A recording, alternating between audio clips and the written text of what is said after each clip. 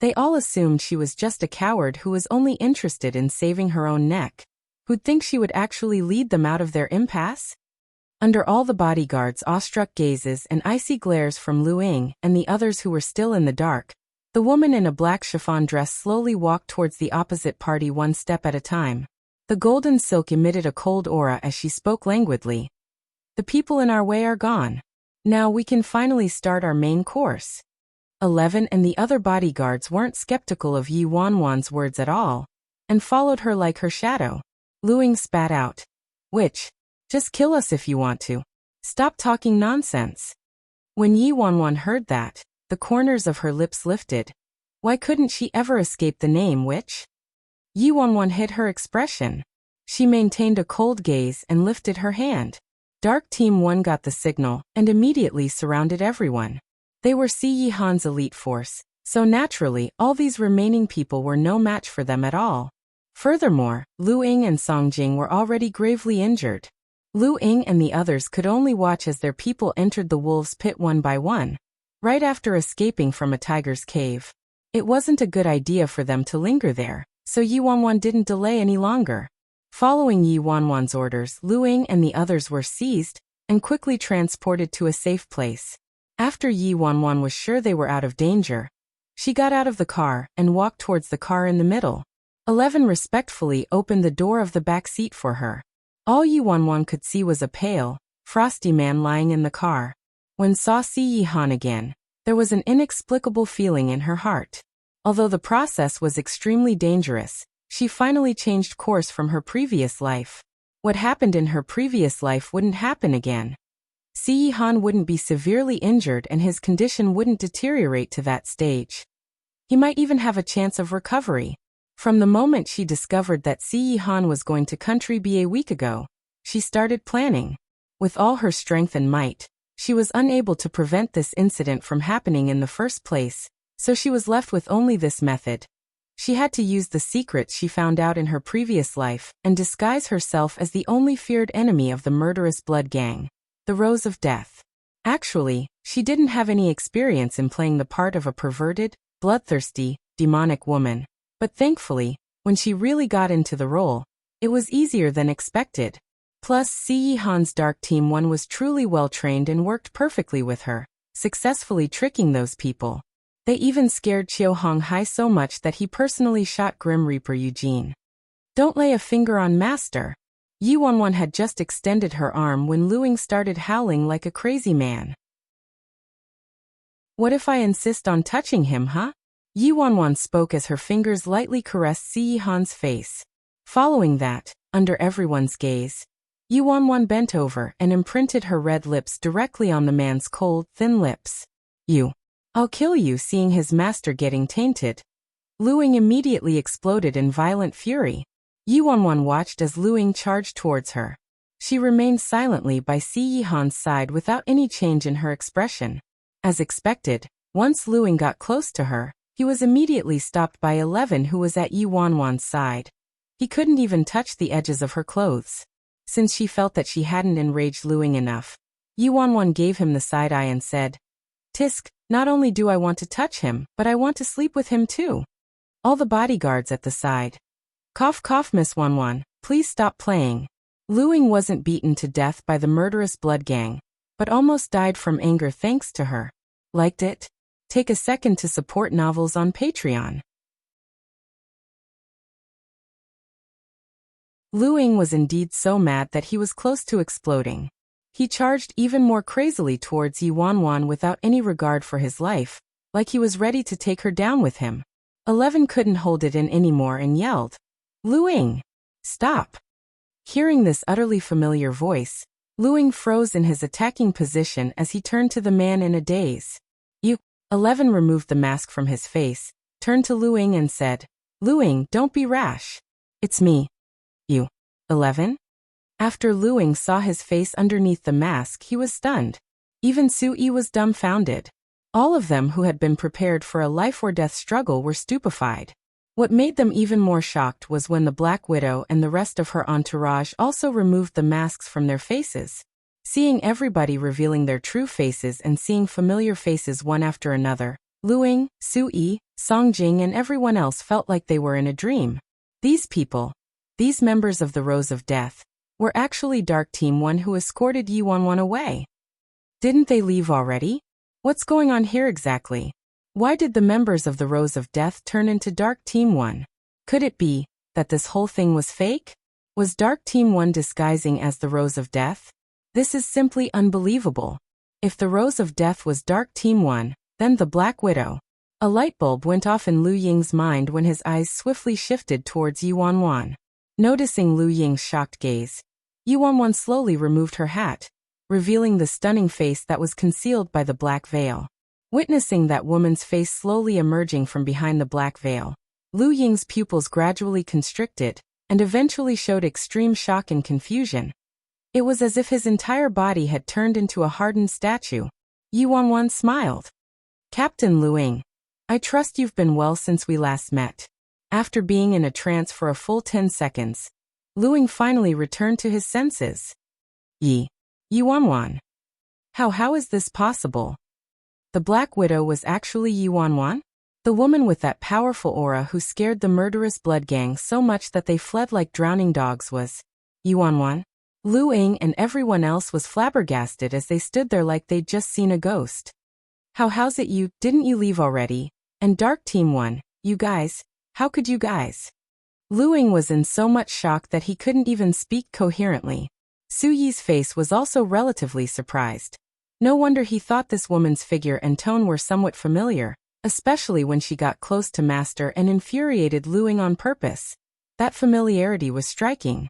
But he never expected that she was actually Yi Wanwan. Song Jing, who was standing next to Lu Ying, had a completely blank face as well. He had no idea how to react. The person who saved his life just now was actually that useless troublemaker who only knew how to drag them down. Everyone looked at one another in confusion. After a long while they finally snapped out of it. 11 how did all this happen? Lu Ying asked in surprise. 11 had already anticipated their reaction and smiled. It's a long story. Anyway, it's all thanks to Miss Wanwan this time. Let's talk after we get into the house. All of your injuries must be treated immediately. Lu Ying, treat our injuries my ass. Who cares about our injuries right now? I'm on the verge of going nuts. Bad people who had lost power liked it? Take a second to support novels on Patreon. At the same time in Imperial City, C family's old residence. Old Madam C was sipping tea in the living room. Qin Ruoxi and another board member of the company came rushing over. Both of you, why are you here at this hour? The old madam furrowed her brows and looked somewhat worn down as she asked. She wasn't sure why, but she had felt uneasy the entire day. Now that Qin Ruoxi and a senior from the company appeared at this hour, a bad feeling arose instantly. Qin Ruoxi glanced at the board member next to her. The board member looked like he was in a difficult position and had a hard time finding his words. Then he turned to Qin Ruoxi and said, Miss Ruoxi, why don't you do the talking? Qin Ruoxi hesitated for a moment and considered her words carefully before finally speaking up. Grandma, I have something I need to discuss with you, but when you hear it, please remain calm and don't get too agitated. When the old madam heard that, she frowned. What is it? Is it that serious? Yes. Qin Ruoxi took a deep breath. It's Audiobook, something happened to him. The old madam's face changed instantly as she probed impatiently. Little Ninth?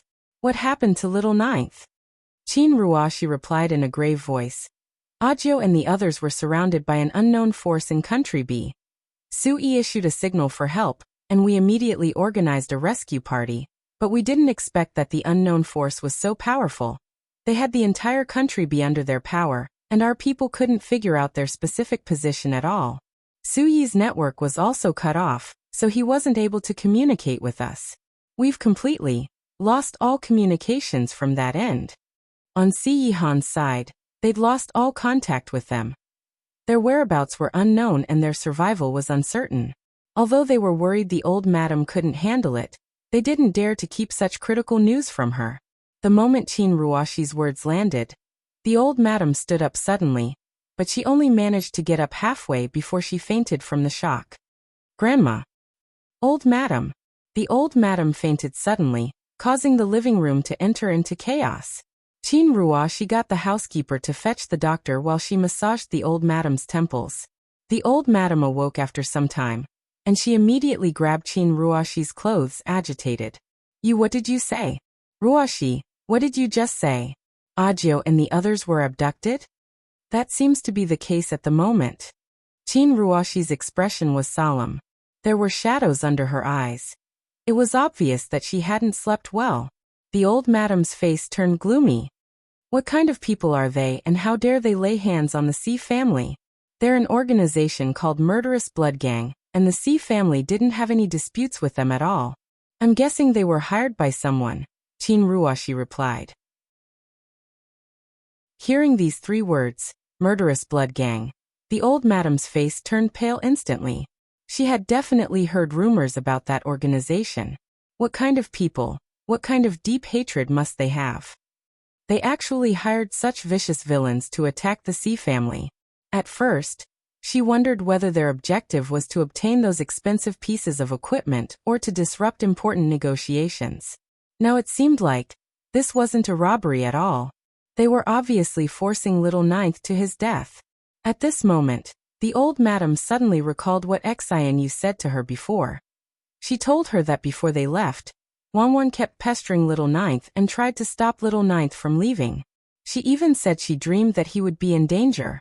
At that time, she just assumed that the little brat was willful and insensible, trying to find excuses to keep her boyfriend at home. Who knew Ajio would really encounter danger? Liked it? Take a second to support novels on Patreon. As Lu Ying and Song Jing's injuries were severe, the first thing they did after they arrived at the Chinese border was to get treatment. Once they settled down, they could finally learn about the detailed sequence of events from 11. Faced with eager pairs of eyes staring at him, 11 started explaining everything from the beginning. Then we indeed escorted Miss Wanwan to a safe place, but after we reached our destination, Miss Wanwan suddenly refused to leave. Refused to leave? Sui mumbled. Yes, we were furious at the time. At the hotel, under such crucial life-or-death conditions, she still insisted on bringing her luggage filled with clothes and makeup. We thought she was just being difficult, but little did we know.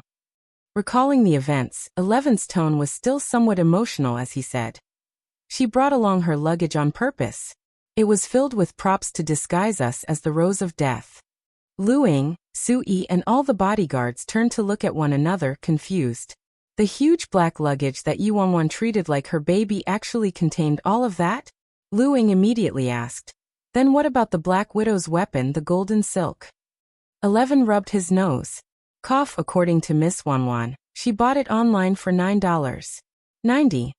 Those clothes were also custom-made online. Since she bought many pieces, she got them for a wholesale price, less than $100 per piece. Everyone's expression.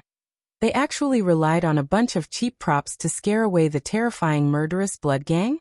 If they hadn't lived through the story just now, it would truly feel as if they were listening to a fairy tale. But the thing is, how did she know so much about the Rose of Death? She even knew about Kay's real identity. Also, she made all these preparations beforehand? Someone from the group asked. This was probably on everyone's mind as well. 11 waved his hand. I'm not too sure myself.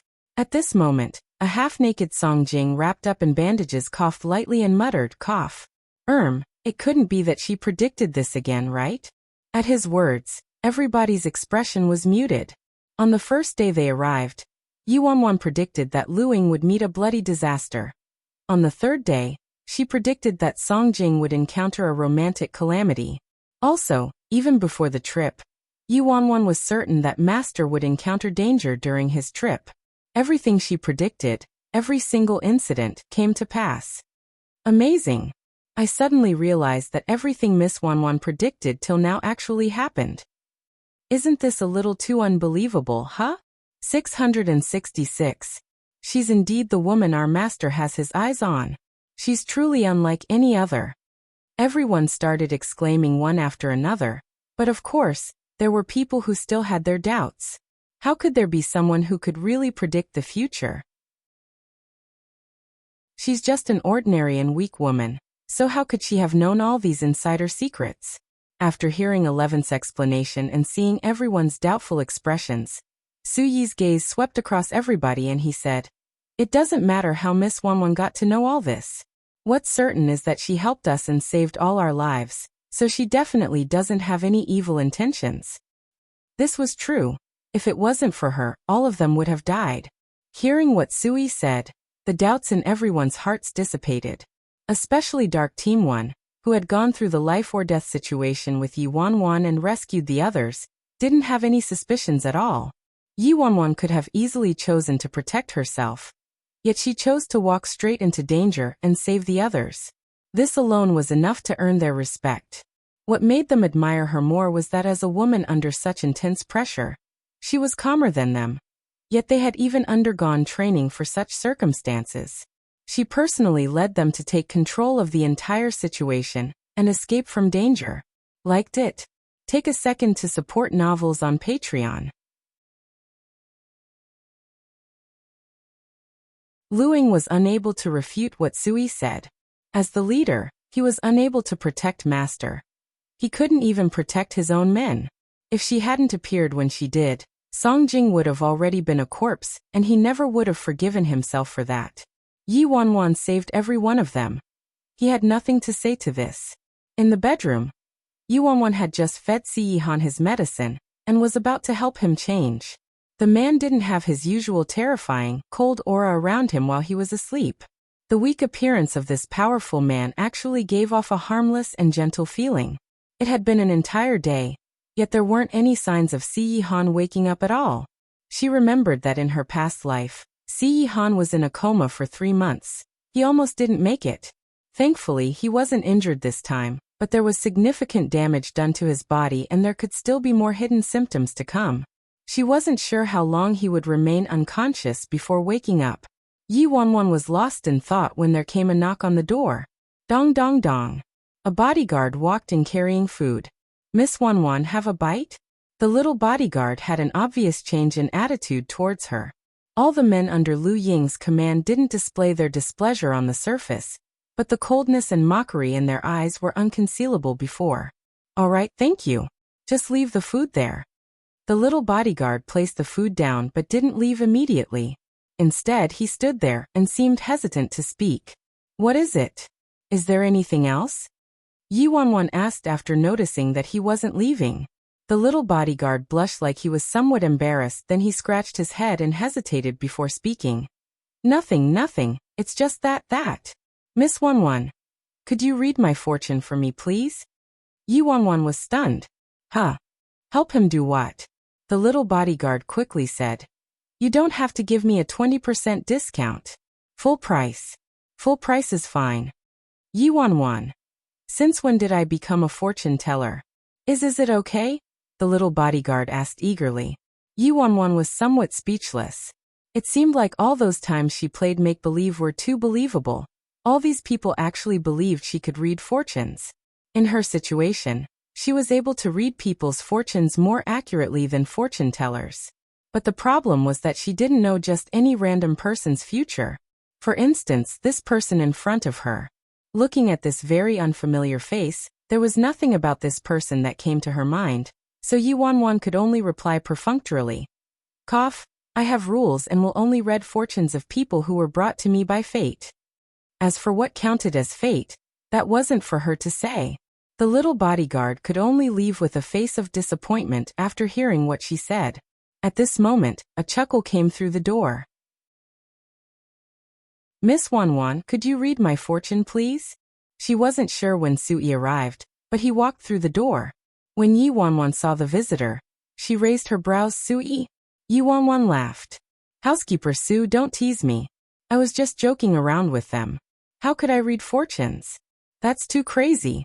If I really knew how to read fortunes, why would I be in this state, huh?" But the truth was that as Si Yihan's right-hand man, and one of the closest people to him, she knew everything about his fate. At this moment, Yi Wanwan's expression became overcast all of a sudden. Lately, She had been worrying about Si Yihan's condition, so she hadn't paid attention to Sui. Now that Sui brought it up, she remembered that what happened to Sui was quite tragic. Liked it? Take a second to support novels on Patreon.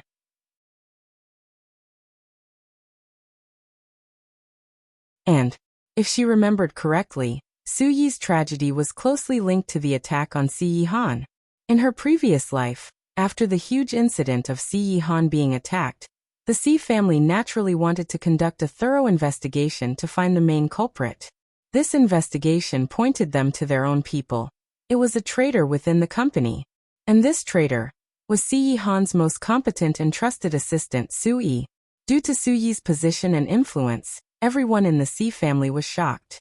During that time, Si Yihan was still unconscious, so the old madam, the senior managers of the company and the elders in the family were the ones who dealt with this.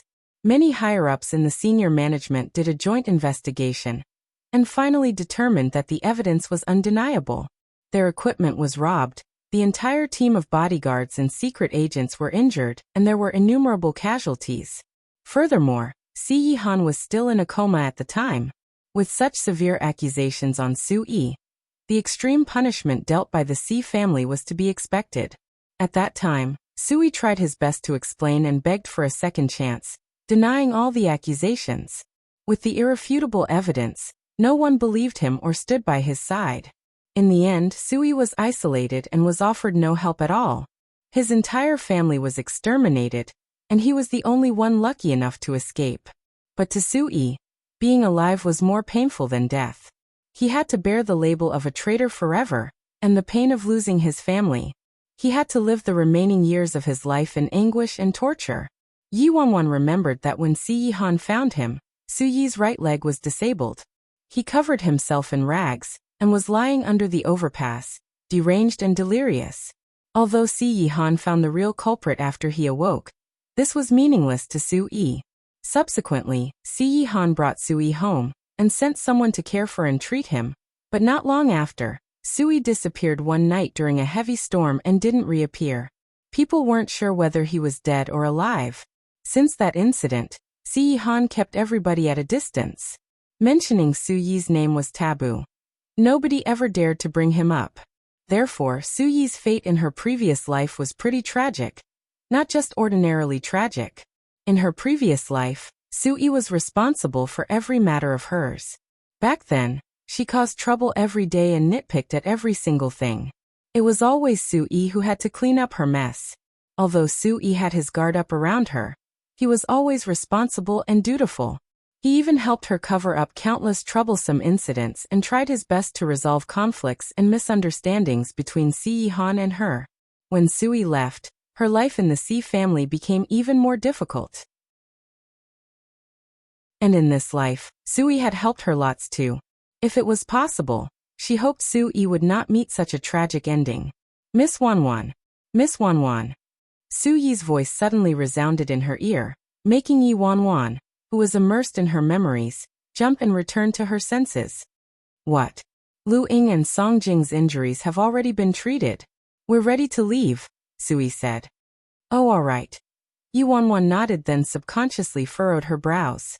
Although Sui met such a tragic ending in her previous life, she had already drastically altered the course of events in this life. So according to the butterfly effect, there was a high chance that Suyi's fate would change too, right? Maybe in this life, things wouldn't turn out that way? Hopefully, she was just worrying irrationally. Otherwise, under this situation when Si Yihan was still unconscious, Suyi's situation would really be terrible. Liked it? Take a second to support novels on Patreon.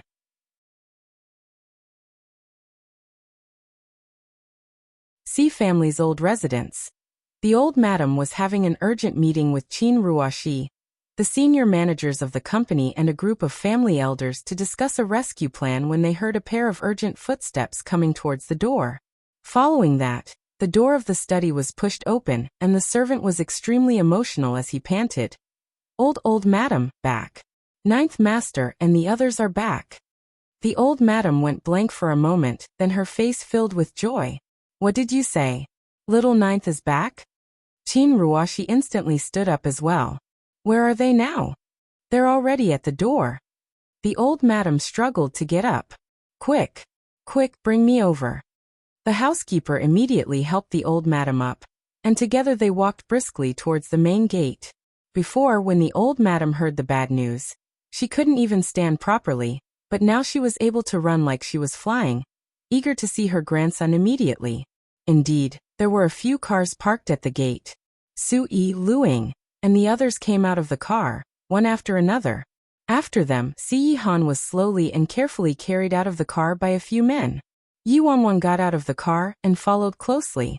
Seeing Si Han being carried out of the car, the old madam's excitement turned to panic. Little Ninth is injured? Sui quickly placated her. Ninth Master's not injured, old madam, don't worry. It's just that he overexerted himself, so he fainted. I will need old madam's help to call Dr. Sun over as soon as possible to take a look at Ninth Master. The old madam had numerous questions on her mind, but at this moment, all her attention was trained on her grandson. She swiftly got the old housekeeper to call Sun Bai Chao, and allowed everyone to carefully carry Si Han inside. In just a brief moment, Si Han was surrounded by the old madam, Qin Ruashi, a group of elders and servants. Yi Wanwan was squeezed out of the group, and could only follow far behind them. In the bedroom, after confirming that her grandson was unconscious due to overexertion, and hadn't sustained any injuries, the old madam's heart finally calmed down a little. But seeing her grandson's pale and weak complexion and his extreme fatigue that made him unconscious, her eyes turned red as she trembled and held onto her grandson's fingers tightly. After she collected herself, the old madam turned to Sui and the others with a serious expression. What happened exactly? How were you able to escape? Sui immediately recounted what happened to the old madam. Everyone present weighed each word as he spoke. On the third day, when we were en route to Country B, and were getting ready to continue on our journey, Ninth Master's body couldn't take it any longer, and he fainted all of a sudden. Not long after that, the bodyguards got the news that Country B was controlled by an outside power. They investigated and confirmed that the power was actually the murderous blood gang. At the time, our connections with the outside world were cut off completely, so we could be slaughtered by anybody. Old madam, one thing you should be clear on is that even if we doubled or tripled the number of men we brought along, we couldn't take on the murderous blood gang. In a situation like this, I could only allocate a small team to escort Miss Wanwan to safety. The other party's target was obviously the C family, so they wouldn't care if an unimportant person was missing. Worried that the old madam would blame Sui, 11 chimed in. Under those circumstances, we wouldn't be able to change the outcome even if we stayed, so Special Assistant Sui got us to protect Miss Wanwan and leave. The old madam could not blame Sui for the way he handled the situation. Sui knows Little Ninth best. If Little Ninth was awake then, he would definitely have done the same.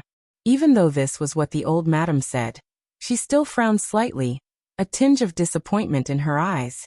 Liked it? Take a second to support novels on Patreon.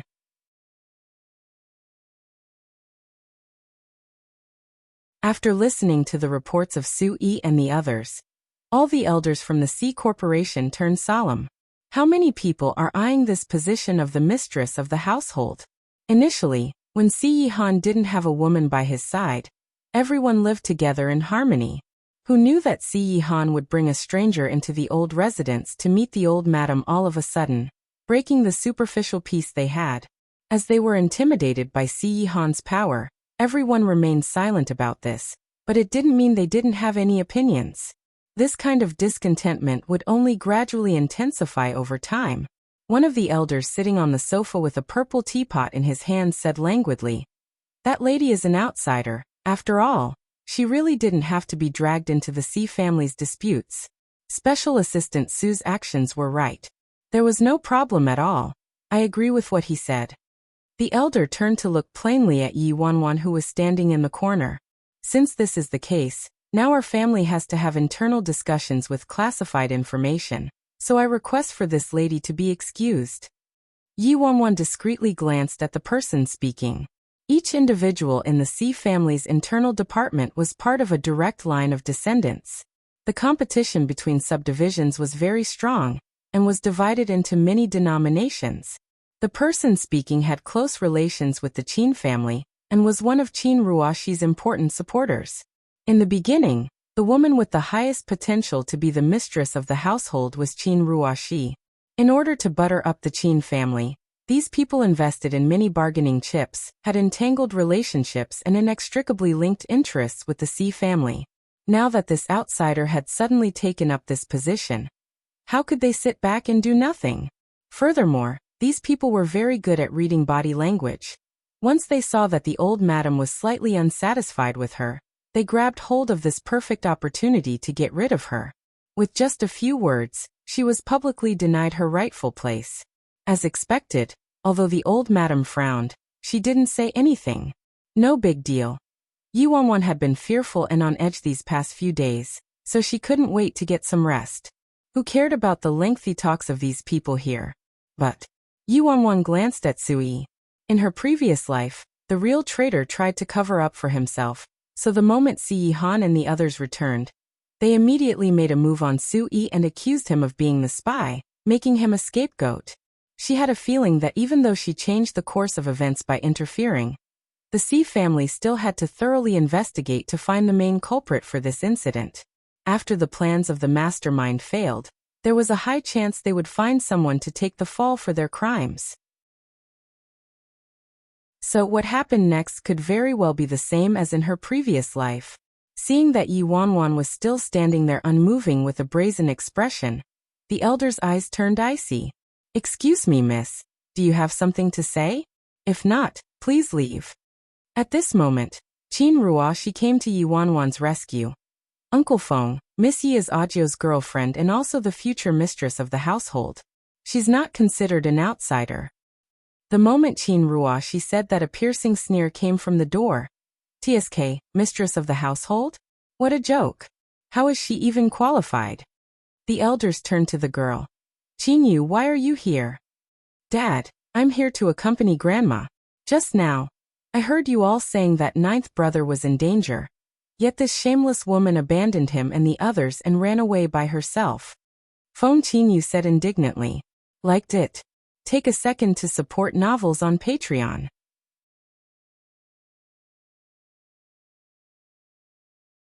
When Sui heard this, he furrowed his brows. Without any regard for his manners anymore, he interrupted Feng Qin Yu and explained, "Miss Feng, I haven't finished what I was saying just now. It's not what you think." Before Sui could finish, Feng Qin Yu berated him sharply. "Who on earth are you?" "I'm speaking to my father. Who are you to interrupt? You couldn't even protect your master. What's the point of having a useless piece of garbage like you in the Xi family?" Su Yi's face turned red from the scolding and his fists were clenched tightly. Even 11, who was about to speak, felt awkward.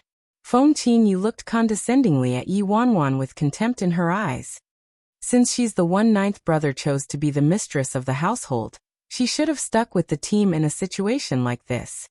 Even if they were faced with death, she shouldn't be the only one getting out alive. This cowardly woman who neglected ninth brother and the others, caring only for her own life. How could she take up the position of being the mistress of the household? According to the Xi family's rules, deserting your family is enough reason to be thrashed to death by rods and fed to the dogs. Simply chasing Yi Wanwan away would be too lenient a punishment for her. The other elders felt completely apathetic when they looked at Yi Wanwan, and all agreed. Qin Yu's right. Elder Feng merely asked her to leave. That's already saving face for her. No matter what her status was before, from the moment she abandoned the family, she no longer has anything to do with the Xi family anymore. Since she thinks she isn't an outsider and insists on keeping this title, let's fulfill her wishes and treat her according to the family rules.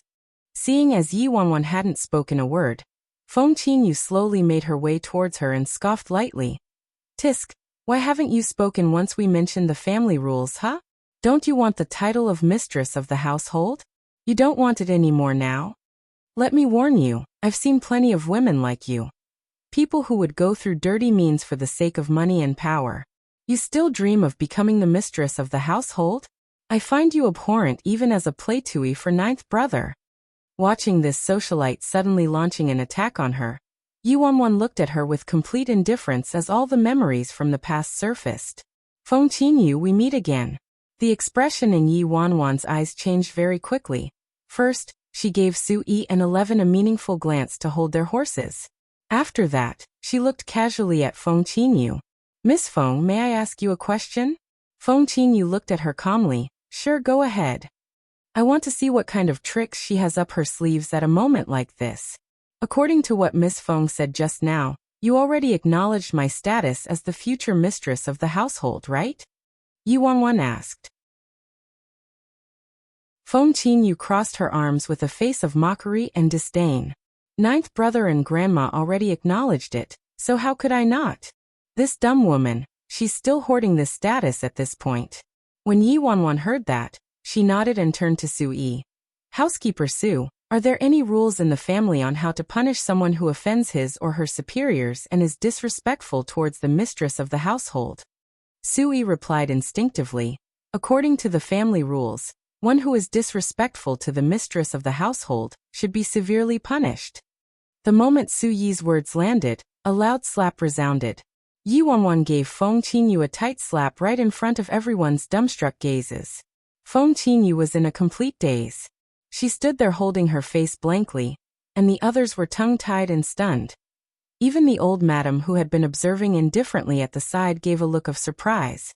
Under everyone's shocked gazes, Yi Wanwan slowly retracted her hand and said very casually and calmly, "No need for severe punishment. Let this slap be a lesson for Miss Feng." Liked it?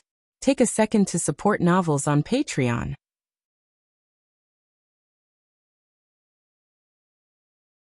You hit me, you actually dared to hit me. Just a lowly and vile play too. Like you actually dared to act with the power of the mistress of the household, and dared to teach me a lesson.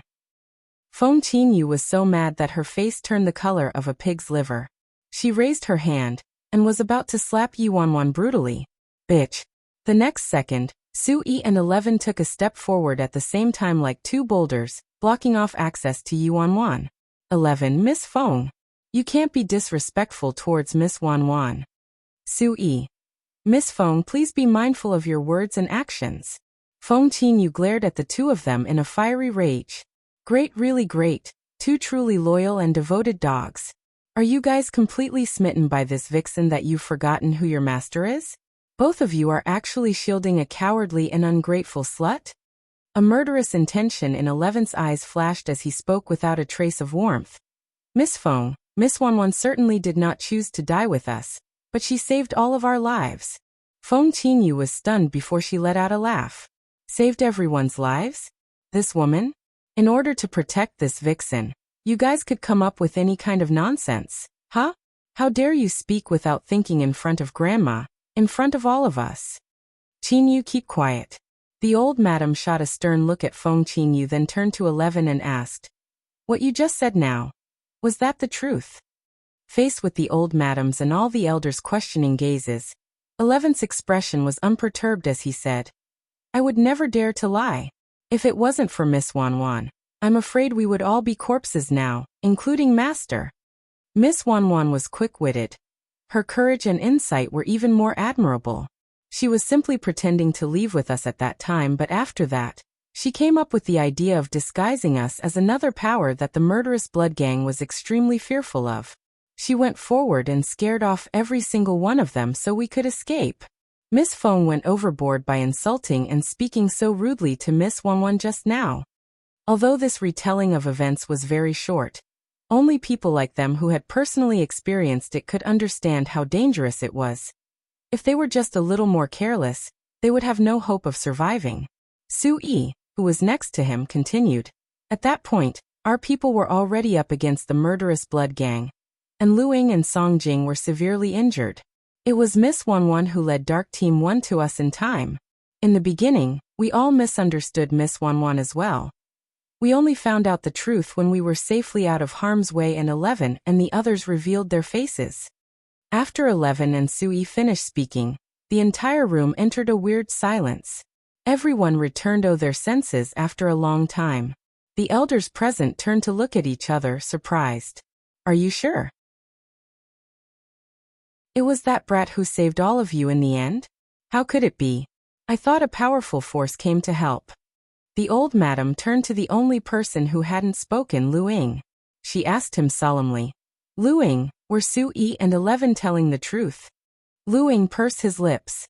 Although there were many things he wasn't happy with Yi Wanwan about, he couldn't possibly lie to this kind of question. So in the end he lowered his head and answered truthfully, Yes, it's true, old madam. Indeed, Miss Wanwan's plan saved us all. Hearing what Luing said, Qin Ruoshi's eyes shifted subtly. How is that possible? At this moment, Feng Qinyu had a complete change in expression. It was actually this witch, who only knows how to show off her charm, who saved ninth brother and the others. Liked it? Take a second to support novels on Patreon.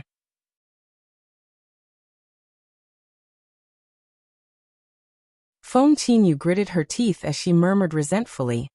How is she that quick-witted and resourceful? She probably played some small tricks. Anyone would know how to do that. Hearing what Feng Qinyu said, 11's eyes were filled with ridicule. Simply played some small tricks? All these high and mighty ladies kept in boudoirs are truly naive to the point that they're stupid. Now the way the old madam looked at Yi Wanwan was much warmer than before. She also looked at her in a new light for the slap she gave Feng Qinyu with the authority of the mistress of the household. Wanwan, you're only little 9th's girlfriend after all and haven't married into our family yet, so the C family doesn't have the right to demand anything from you. However, you stayed back with little 9th and even thought of a plan to save everyone. This makes Grandma really glad. Originally, after they returned this time, Yi Wanwan found that the old madam's attitude towards her had turned colder. She didn't have to think much to know that someone had definitely said something to Grandma. But Yi Wanwan didn't mind this at all. Even if it was the case, it didn't matter much. After all, she met Grandma with all that honor and glory in her past life, and Grandma still accepted her. As long as she didn't cause trouble like she did in her past life or break the old madam's taboos, her so-called dark history would not cause any real damage for her. Yi Wanwan revealed a hint of shyness as she replied obediently, Grandma, I didn't do much. I just moved my lips. It was all thanks to everyone working together and helping out that we solved this crisis. Seeing as Yi Wanwan didn't openly take credit, the old madam nodded. All right, you don't have to be humble. You did very well this time. Grandma will remember this. Now all the elders finally had nothing to say. One of them, who had a white beard and seemed to be the oldest in the family clan, glanced at Yi Wanwan coldly, then said indifferently, Since this is the case, this problem ends here then. What's important right now is that we find out who the mastermind is behind all this. The C family doesn't have any ties, much less any feud, with such a notorious organization like the Murderous Blood Gang. So why would they target the C family? Those outlaws were definitely hired by someone. An elder in a green shirt sitting in the corner scowled and echoed. That's right, they actually dared to act against the master of the C family. It's simply outrageous. We must seize that person by hook or crook. But right now we have no leads at all. Where should we start to investigate? Someone asked with knitted brows. Listening up to this point, the old madam's expression turned rigid. She looked toward Sui and the others and probed. When all of you were up against those guys, did you get any useful information? When Sui heard this, he recalled what happened and replied, When we were confronted by those people from the Murderous Blood Gang, I did give them a warning. I asked whether they had considered the consequences of their actions. If they really killed Ninth Master, they would have to face the fury of the entire C family. Even the Murderous Blood Gang couldn't possibly be completely fearless of the C family, but they were very arrogant. It seemed like they were emboldened by the backing they had, and it was definitely a little fishy. At this moment, a cold light abruptly appeared in the white-bearded elder's eyes. They were emboldened by the backing they had? Why would they have a backing? Could we surmise that the mastermind behind all this is someone from the C family who has a high position and right of inheritance? You think this was a vain attempt to murder the master and replace him? So that's why the Murderous Blood Gang didn't have any fear of retaliation from the C family. Liked it? Take a second to support novels on Patreon.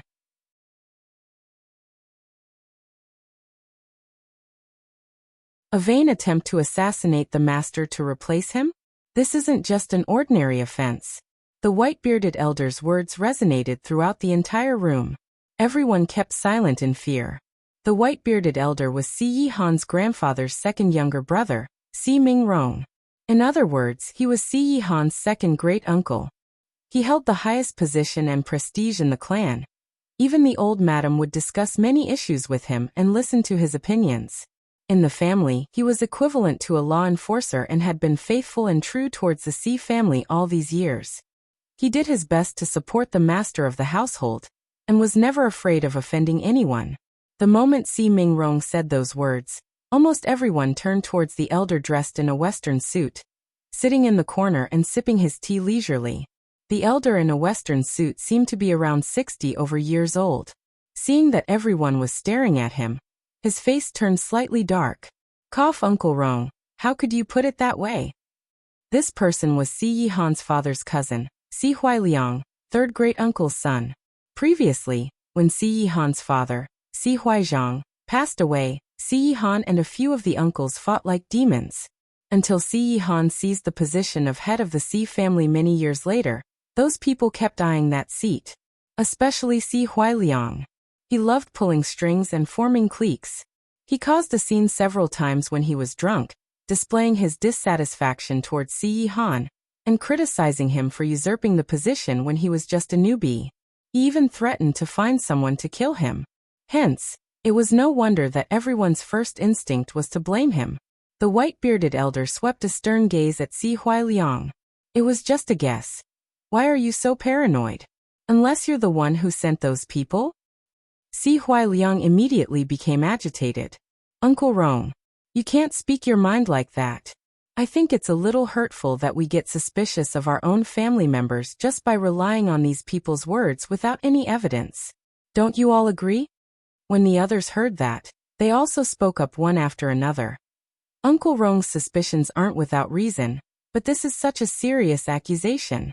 Of course, we need to investigate thoroughly and find substantial proof. That's right, the master of our family is now seriously ill and in a coma. We're without a leader.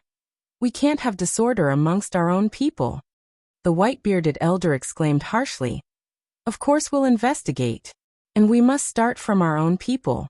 As long as none of you have done anything wrong, what disorder will there be? The old madam took a deep breath and opened her eyes. When she considered how her grandson nearly lost his life, her eyes scanned every single one of them icily. All of a sudden she said, Uncle Zhong is right. Since we don't have any evidence, we'll investigate till we do. We'll start internally. Everyone must cooperate with the investigation. Otherwise, you'll be treated as the traitor. I've already warned all of you umpteen times. Internal strife is strictly prohibited. No attacking each other.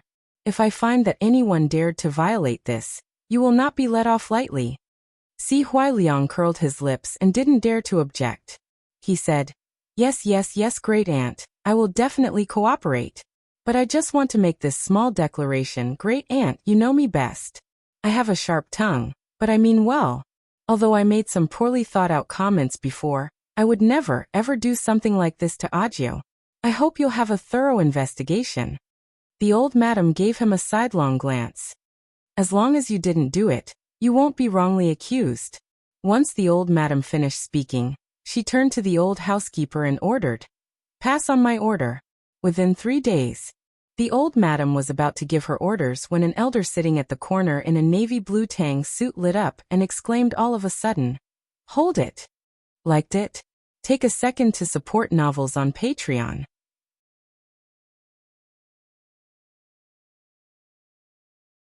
Everyone turned in unison towards the elder who interrupted the old madam. The moment Yi Wanwan, who had been watching on the sidelines, saw the elder dressed in a tang suit speak up, the space between her brows twitched. What is it? The old madam frowned. The elder dressed in the tang suit made a subtle, cold glance in Su Yi's direction, then said to the old madam, Sister-in-law, I received some information lately, but since I haven't looked into and verified it, I didn't want to mention it. But now that our master has been attacked, I added 2 and 2 together, and to my surprise, something wasn't right. This is a serious case, and I personally am unable to judge, So I hope sister-in-law and everyone here will take a look into this matter together. Watching this scene in front of her, Yi Wanwan's expression changed. It was exactly the same as she had expected. Things were unfolding just the way they had in the past. The person speaking was the true mastermind, Si Yihan's fourth great-uncle, Si Mingli. Si Yihan's grandfather had 3 younger brothers. The white-bearded elder Si Mingrong, Si Mingxiao who had already passed away, and this mastermind, Si Mingli. Si Mingli occupied a high position and was powerful. His status was comparable to Si Mingrong. Considering Yi Wanwan's current abilities, even though she knew this would happen, she was unable to stop it. Furthermore, Si Mingli still had an extremely powerful backer, and Yi Wanwan still didn't know who that person was to this day. In her previous life, not only did the Si family find out about Si Mingli, but they also found out that Si Mingli had been colluding with a mysterious person all these years. It was a pity that when Yi Wanwan got a divorce and left the Si family, the greatest mastermind still hadn't been brought to light. In order to find the culprit, even the seriously ill old madam encountered violent treachery. Watching Sui, who still had no clue about what was about to happen, and who was sincerely hoping to nab the culprit for his master, Yi Wanwan clenched her fists tightly as she thought about his tragic end in her past life. Shortly after, the brown portfolio Si Mingli brought out made its way to the old madam and all the elders. After looking at it, everyone's faces turned unusually dark. The white-bearded elder, Si Mingrong, had his face completely shrouded in darkness. After he placed the thick stack of documents down, he shot daggers at Sui who was standing in the corner and bellowed, "Sui!" Sui noticed the strange looks from the elders and furrowed his brows slightly. Then he took a step forward. "Here." Si Mingrong slammed the table with a loud bang. "Sui, how dare you? The Si family has never let you down. Yet you betrayed us, conspiring with the murderous blood gang to assassinate our master." "What? Betray master? Conspired with the murderous blood gang?" Sui was in utter shock. After some time he hastily said, "Please check your facts carefully, Elder Rong. How could I possibly betray the Si family and assassinate our master? It's impossible that I could even have any connections with the murderous blood gang." "Humph, you won't give up until you see the coffin, huh?" Si Mingrong tossed the documents at Su Yi's face. "You actually said you have no connections with the murderous blood gang? Then how do you explain all this?" Yi Wanwan followed Su Yi's gaze and certainly, she saw those were pieces of evidence of Su Yi secretly colluding with the members of the murderous blood gang. The evidence was irrefutable. The trickiest part was that all these pieces of evidence weren't forged. They were all real. Su Yi did, in fact, communicate with members of the murderous blood gang. This point was undeniable. Liked it? Take a second to support novels on Patreon.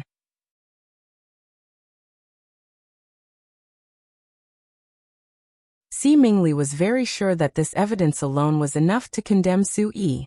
As long as Su Yi dragged things out and the truth came to light, they would be off the hook. Su Yi had been the most trusted person at Si Yihan's side. There were many things Si Yihan entrusted to him to deal with. If it wasn't for Su Yi sharing Si Yihan's burden all these years, Si Yihan's health would have been much worse.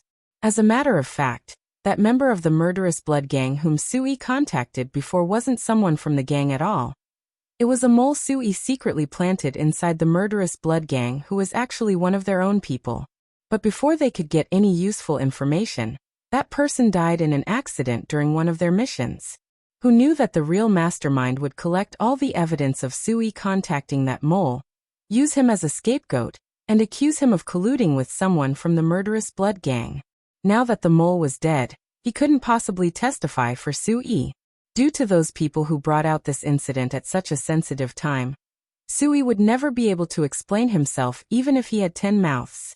As expected, after seeing all the evidence, Su Yi's expression changed. These are. Si Mingrong glared at him. "You dare to say all this isn't real? You didn't secretly contact that person? I already checked all the evidence over and over.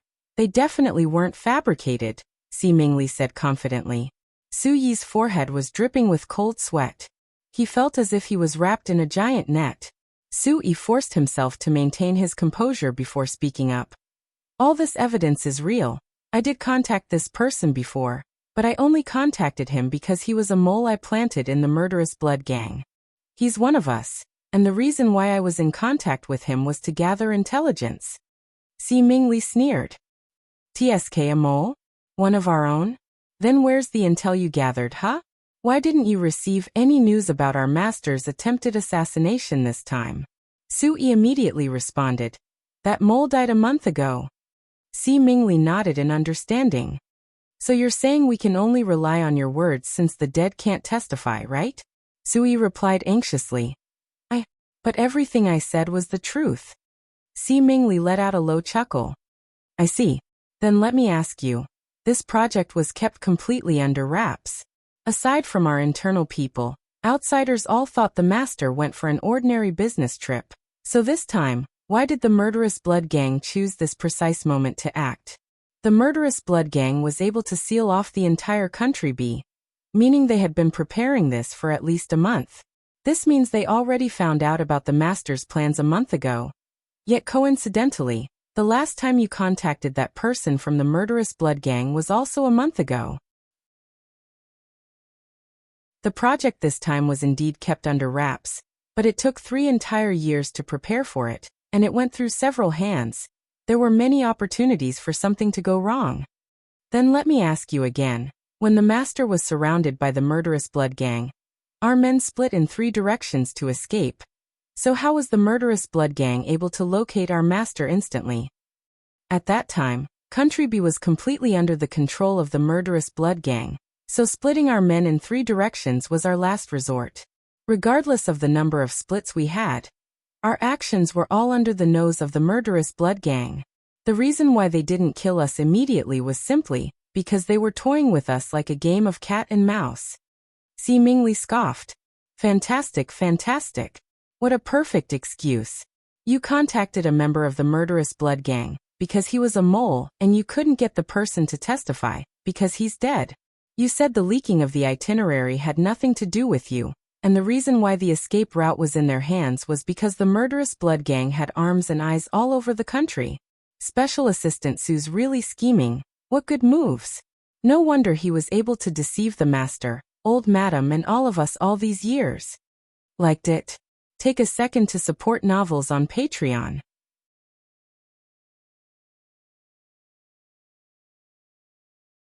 After he said his piece, seemingly snapped. He raised the teacup next to him and tossed it at Sui. An ear-piercing clang resounded. The teacup fell to the ground and broke into pieces.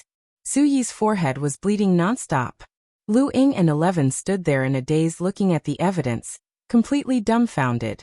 The previous 2 accusations were indeed questionable, but Sui secretly contacting the murderous blood gang was an irrefutable fact. Sui. How is this possible? At this moment, all the elders gave Sui cold and detached looks. Sui, with all this conclusive evidence here, how are you still trying to smooth talk your way out of this? The mole who died was obviously killed by you to silence him. Why did you betray the C family, and who's your master behind the scenes? What's your motive? You're truly ungrateful. If it wasn't for the late master, your entire family would have already been killed by your enemies and buried in the deep sea. You actually dared to bite the hand that fed you. You're worse than a beast. I think the entire Su family has been bribed. The blood on Su Yi's head trickled along his brow bone and dripped into his eyes like tears of blood. Facing each and every one of their cold faces and dagger-like glares, he slowly lifted his blood-red eyes and said, making sure to enunciate every single word. I did not betray my master. Every single word I said just now was the truth. My father was with the late master his whole life, and I've been by the master's side since I was little. The entire Su family is completely loyal to master. Today if I, Su Yi, spoke a single lie, I'll go to hell, degenerate into an animal, and be barred from reincarnating. Si Mingli scoffed. If one could prove his innocence just by swearing, I'm afraid there wouldn't be any criminals in this world. Si Mingrong's face was frozen as he pondered for a long time. Let's not talk about the other issues. This evidence is indeed irrefutable. Do you have anything to prove that this person you contacted in secret was a mole like you mentioned? Only the mole himself can prove my innocence, and now that the mole's dead, There's nothing I can do. Seems like our investigation ends here. Si Mingli turned to the old madam. Sister-in-law, things are very clear now, so please deal out a punishment for this traitor. The old madam, who had kept silent all this time, looked unusually somber and had been sizing Sui up several times. The corners of Si Mingli's lip curved upwards, revealing a bone-chilling smile. This time Sui was doomed for sure. Not just Sui alone, but the entire Su family would be dragged into this. Old madam. At this moment, an elderly man in his 60s dressed in black pushed the door open and entered. He looked anxiously towards the silent old madam. Hearing this, everyone's eyes turned to focus on that man. This elderly man's name was Su Changkuan. He was Su Yi's father and had fought for the Si family for 30 full years. Today he was also one of the oldest in the Si family. My son Su Yi would never do something devoid of conscience like colluding with the enemy. I hope old madam will stand for justice. Su Changkuan's body trembled slightly. As one of the oldest in the Si family, he knew that if Su Yi was proven guilty, there was no doubt he would die. Even if the master of the Si family, Si Yi Han, regained consciousness right now, it would all be hopeless if there was no evidence to prove Su Yi's innocence. The old madam shut her eyes slightly. Her face was glacial, and she didn't bother responding to Su Changkuan.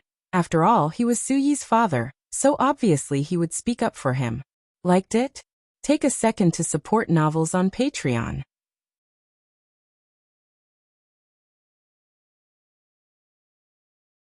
HNG. Si Mingrong scoffed coldly. Su Changkuan, you still dare to speak up for Su Yi at this time. The Su family will not be able to avoid responsibility for this whole incident. Su Changkuan's face turned red as he retaliated immediately. How could I not know my own son? Do you? Si Mingrong flung the brown portfolio over to Su Changkuan's feet. Su Changkuan quickly bent over, picked up the document and flipped through it carefully. With each flip of the page, Su Changkuan's face turned darker and darker. When he finished reading everything in the file, his face was completely ashen. He stumbled a few steps back and looked at Su Yi in disbelief. Su Yu. Su Changkuan's resolute heart finally started to waver. It didn't matter whether Su Yi was wronged. The information in this file couldn't be wrong. Even if Si Yi Han spoke up for Su Yi personally, it would be of no use at all. Father, I was wronged, I really didn't. I didn't. Looking at his own father's doubtful and heartbroken expression, Su Yi entered into deep despair. My own father has already. Su Changkuan shook his head as a bitter smile spread across his face. He mocked himself as he turned to the old madam. It's my fault. I, Su Changkuan, didn't teach my son well. I let my wife down. I let the master down and all the more, I let the Si family down. How the old madam wants to punish Su Yi and the Su family, I will have no objections. The moment Su Changkuan said his piece, he looked as if he had aged over 10 years. He retreated and didn't speak anymore. Su Yi, do you plead guilty? The white-bearded elder, Si Mingrong, pointed coldly at Su Yi and roared. I didn't do it, I really didn't do it at all. Su Yi shook his head. He would never confess to a crime he didn't commit. At this moment, the gaze of the old madam was filled with extreme disappointment and wrath as she looked at Su Yi. Things had progressed to this point, yet he still didn't want to plead guilty. Truly, as the saying went, to guard against 1,000 thieves is easier than guarding against one at home.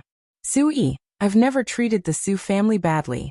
You've been by little 9th's side for so many years, and I've also always placed the utmost trust in you, handing little 9th over to your care.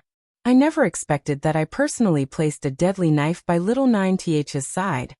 You're really such a great disappointment. What did those people offer you that you could throw your conscience away?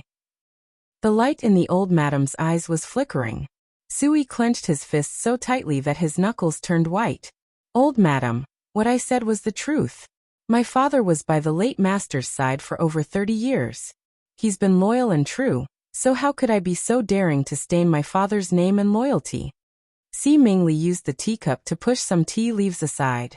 His gaze swept across Su Yi lightly as if he was looking at a beast on his deathbed, who was still struggling for life. TSK, Everyone said Special Assistant Sue was smooth and slick with people, two-faced, making everyone so happy that even the master didn't have his guard up against you. It has truly been an eye-opener today. It's already escalated to this point, yet you can still say all those things without blinking. If it wasn't for the irrefutable evidence, even I, myself, would be moved by you.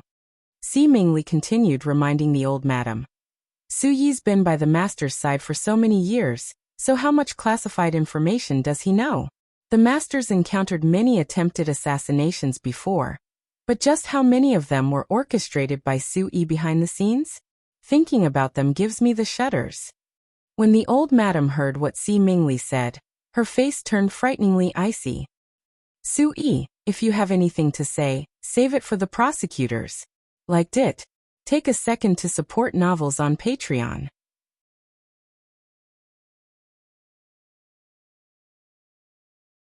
Si Mingrong said in a deep voice with a rigid expression. Take him down, torture and question him, lock up the Su family and do not let a single one of them off. This issue had already been settled. Su Yi was going to meet an ending exactly the same as in her past life. In her past life, after Su Yi was taken away, Si Mingli was itching to kill every member of the Su family as punishment for their futile attempts to rebel, leaving no one alive. Su Yi had definitely guessed he was framed by now. It doesn't affect only me, but my entire family and relatives won't be able to escape this calamity. Even if Master wakes up, he can't save me. So after hearing the old madam and Si Mingrong's words, Su Yi's pupils constricted. He knelt on the floor with one knee. His forehead was still bleeding with fresh blood flowing down his face. No matter how hard he tried to explain, nobody would believe him. No matter how he swore he was telling the truth, they would think he was putting on a show and being hypocritical. Even if he cut himself right there and then, they would think he committed suicide to escape punishment. I have no means of proving my innocence. It wasn't me. I didn't do it. I didn't betray my master. That man really was a mole I planted. Su Yi was instantly overwhelmed with despair. His eye sockets tore apart as he yelled, but he was simply met with pairs of cold eyes staring back at him. Seemingly sneered. According to the family rules, we have to break both his legs first, then drag him into the prosecution hall. Two burly bodyguards with indifferent expressions, each holding a special rod in their hands, walked over to Su Yi as if they were afraid Su Yi would lose control and hurt people. One of the bodyguards instantly pressed Su Yi down to the floor. Yi Wanwan had a eureka moment. If she didn't remember wrong, Su Yi's legs were disabled at this very moment. Let me go. I was wronged, I was wronged. Su Yi shouted in despair. Bang! The bodyguard was annoyed as he threw non-stop punches at Su Yi to the point where Su Yi had no more strength to make a sound. Su Yi's face was covered in blood after taking several heavy punches. Those once wise and astute eyes were now dim without any light in them. I, Su Yi, have always been loyal and devoted towards the master. I've never had a tinge of disloyalty in me. I've treated the people in the Si family like my own brothers and sisters, but things have reached this point and nobody's willing to believe me. Haha, since all of you want me dead, why should I even try to defend myself? Su Yi started laughing crazily like he accepted his fate. The other guard with the special, long rod raised his right arm, exerting all his force. A moment of complete silence filled the air, and the long rod ruthlessly went straight for Su Yi's right leg. Master, Su Yi can't be by your side anymore. A bitter smile appeared on Su Yi's face as he closed both his eyes in despair. At this exact moment, a weak figure flashed towards him. Bang! The long rod with an all-powerful force stopped in midair all of a sudden, and the other end of the rod was held tightly by a little hand. Su Yi furrowed his brows and opened his eyes instinctively. As this was all too sudden, he was a little dazed. Although the girl in front of his eyes seemed a little weak, she was like a giant blocking his body, intercepting the rod that could break his right leg. The guard turned to Yi Wanwan. He was a little taken aback as well. This woman is really strong. The guard turned towards the elders. This woman was the mistress of the Si family. At this moment, the mistress of the household actually stepped forward, so as a measly guard of the Si family, he didn't dare to act rashly. Liked it? Take a second to support novels on Patreon.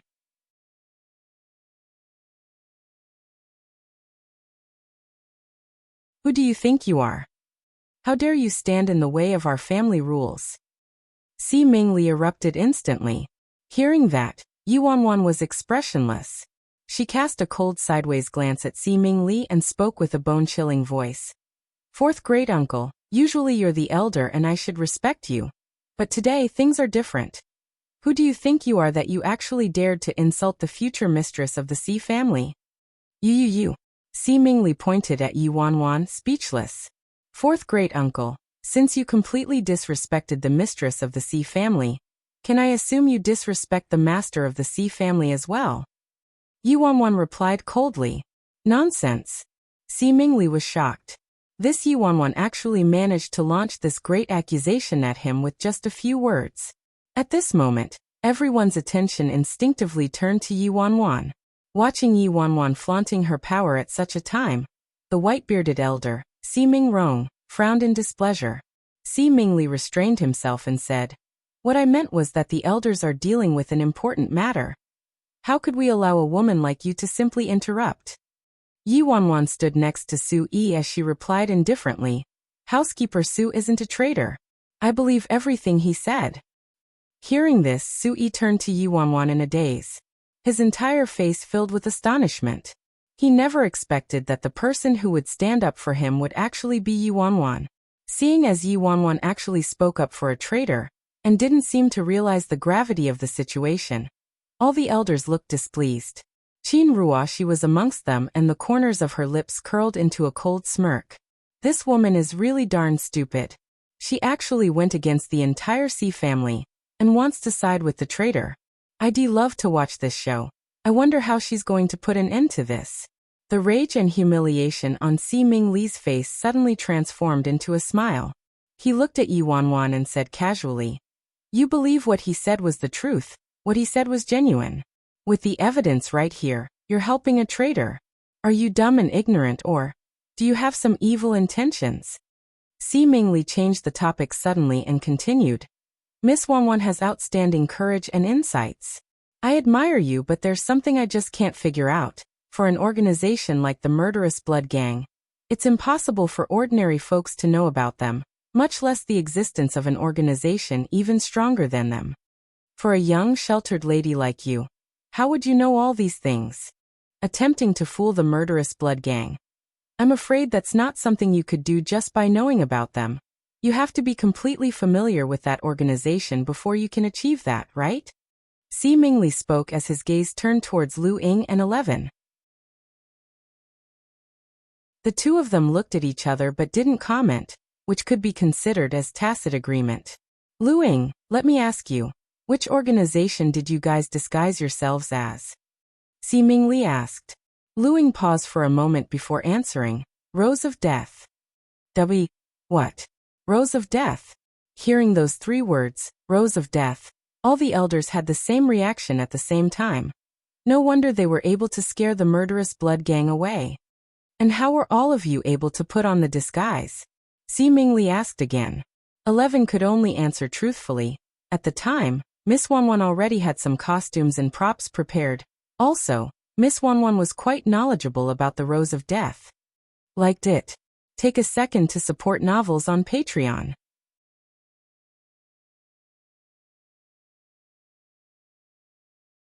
Listening up to this point, Si Mingli nodded in satisfaction.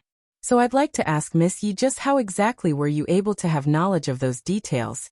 Details that even the Si family's intelligence network was unable to fish out. And how were you able to predict the development of events that you were able to prepare the props needed? Is it possible that you were able to foresee the future? Huh? At that moment, everyone's attention was completely focused on Yi Wanwan. They were too preoccupied trying to find the mastermind that none of them even questioned these details. Now that Si Mingli brought it up, the incident did seem quite fishy. This woman, she's not a traitor too, is she? Seems like she is. How could she have known so much about these people? There must be something wrong with this woman. Seeing that Yi Wanwan had been dragged into this for speaking up for him, Su Yi's heart raced, but he was unable to provide an explanation, and didn't dare to speak up for her even more so.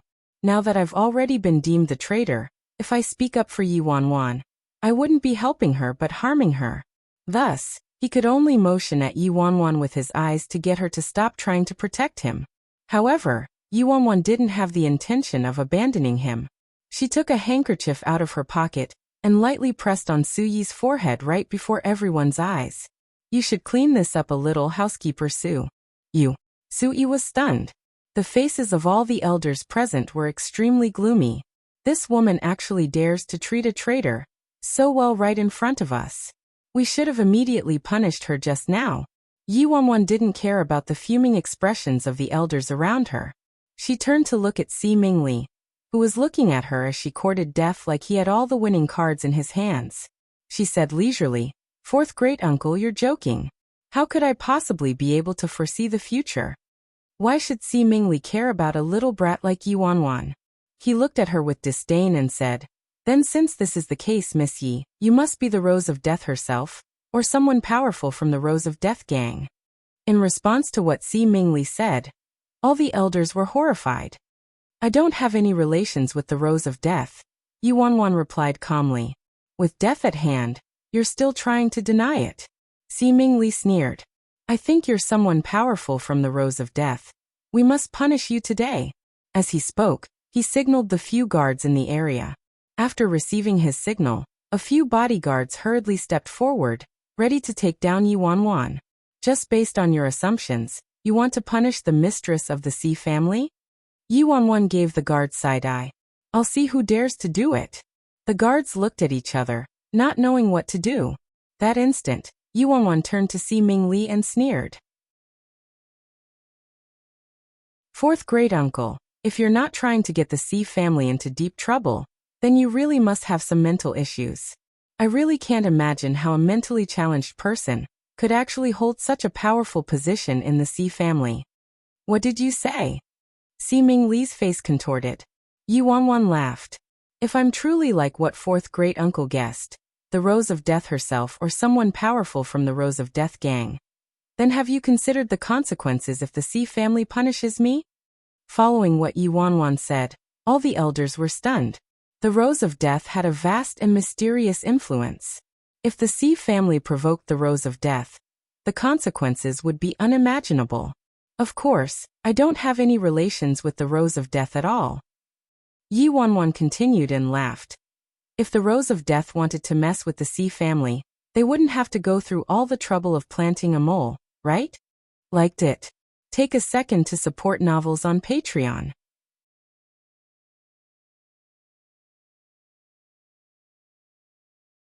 Although the elders in the Si family were unhappy with what Yi Wanwan said, her words were indeed the truth. Right now, the Si family was no match for the Rose of Death. Si Mingli, who was some distance away, gritted his teeth. This woman. So is fourth great-uncle brainless? Or does he have other intentions, wishing for the Si family to be eternally damned? "You said I'm brainless, how insolent." Si Mingli's eyes were filled with malice. "Since fourth great-uncle has a brain, it must mean you're harming the Si family on purpose, yeah?" Yi Wanwan said without a change in expression. "You." Si Mingli clenched his teeth. "I'm not going to debate with you over this. Since you said Su Yi's innocent, you have to show us evidence. Otherwise, even the master can't save him." "Evidence? Of course I have evidence." Yi Wanwan's eyes scanned across everyone present, then said, "Before Audiobook and the others left for the trip, I already knew the murderous blood gang would make a move on the Si family." The second Yi Wanwan said that it caused an uproar at the scene. She knew about it? How did she know? If she's not with the enemy, how would she have known about their plans? Could it be that she's a spy from the murderous blood gang? "How did you know?" Si Mingli asked. "TSK, I need to see how this brat's going to explain herself. She actually dared to ruin my plan. I have to exterminate this brat who thinks so highly of herself today." Yi Wanwan replied matter-of-factly in front of everyone. "Obviously, someone told me about it." Someone told her about it? Everyone was doubtful until Yi Wanwan continued. "A week before the trip, someone suddenly came to see me and told me that Audiobook would be assassinated by members of the murderous blood gang during his trip to Country B, and wanted me to stop Audiobook from going. That person also mentioned that if I was unable to stop him, I had to disguise as some rose, an organization that the murderous blood gang feared.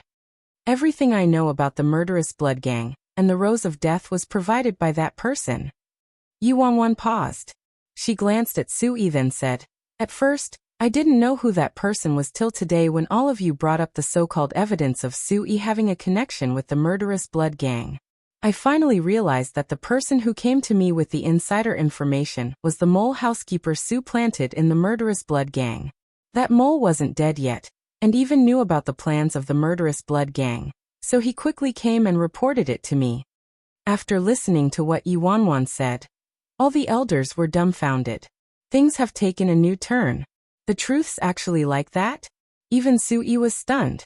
It was just that Sui was very certain that the mole was already killed a long time ago. Yuanwan was just doing this to protect him. Si Mingli suddenly bellowed in anger amidst the silence. "Complete nonsense.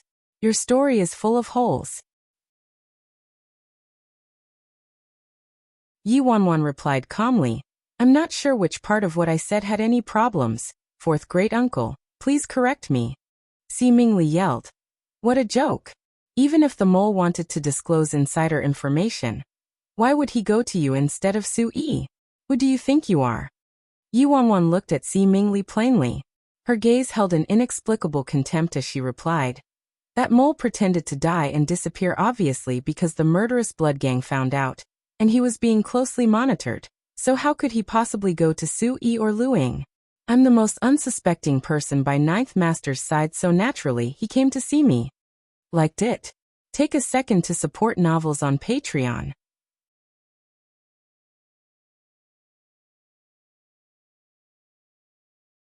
Si Mingli sneered and asked again, "Fine, let's just assume this explanation is right. Then you mentioned that the mole looked for you a week before the trip, and even said the murderous blood gang wanted to assassinate the master. Since it was such a grave issue, why didn't you report it immediately and only spoke up now?" Yuanwan sighed and seemed somewhat disappointed. "Fourth great uncle, even a 3-year-old child knows that one shouldn't easily trust a stranger's words. Such a pity that fourth great uncle doesn't know this." Without waiting for Si Mingli to speak, Yuanwan said, "When that man appeared out of nowhere after he said those things, I never saw him again. How could I be sure whether he was a friend or foe? How could I be sure that he wasn't trying to sabotage the negotiations this time? Or simply used me to stop Audiobook?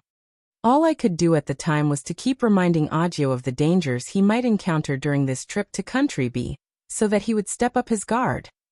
But no matter whether what that person said was true or not, it's always better to be safe than sorry, so I prepared some disguises just in case. I didn't think we would really need them in the end. After we survived that dangerous incident, I was able to confirm that the person was a friend and not a foe, but I just didn't know who he was when I first met him. At first, I was planning to wait until Audiobook woke up before discussing this incident with him. But this happened and I realized that the person who tipped me off was definitely Su Yi's mole. What Yuanwan said was reasonable, and she covered every doubtful point. All the elders muttered to themselves and pondered her words deeply. Seeing those reactions, it was obvious they found Yuanwan's words quite credible. Otherwise, there was no reason why a little brat like her would have such great predictive abilities. At this point, Si Mingli's face finally changed. He never expected that this little brat could ruin his trap with a few words, and even trashed the situation he had planned for such a long time. That mole's already dead, so how could he have tipped her off? This woman's simply spouting nonsense. The old madam thought about it, and also found that what Yuanwan said sounded reasonable. Since this is the case, no wonder you kept pestering little Ninth to stay and even wanted to go along. Yuanwan nodded. Yes, Grandma. It's all thanks to housekeeper Sue for planting a mole in the murderous blood gang that we were able to get a tip on time and saved Audio's life. Otherwise, the consequences would be unimaginable. The old madam looked at the man who had his face covered in blood, and was still in a half-kneeling position.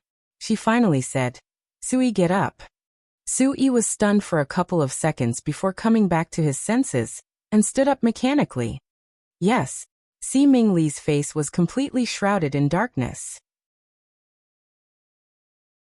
His eyes shifted slightly, but at this moment, the old madam had already bought into what Yuanwan said, so he probably wouldn't be able to touch Sui and the Su family for some time. Hee, housekeeper Su, so that was what happened. This was indeed too coincidental, so you must be more careful in the future. Don't outsmart yourself, yeah? The corners of Si Mingli's lips twitched. Sui gave a sidelong glance at Si Mingli and didn't respond. Qin Ruoxi's eyebrows furrowed. Her brows. She hadn't expected that Yi Wanwan would be able to cleverly stop the assassination. Thank you so much Miss Yi for proving my son's innocence, proving the Su family's innocence. The initially ashen-faced Su Changkuan finally had some rosiness back in his cheeks. He was filled with gratitude as he turned to Yi Wanwan to thank her. Liked it. Take a second to support novels on Patreon.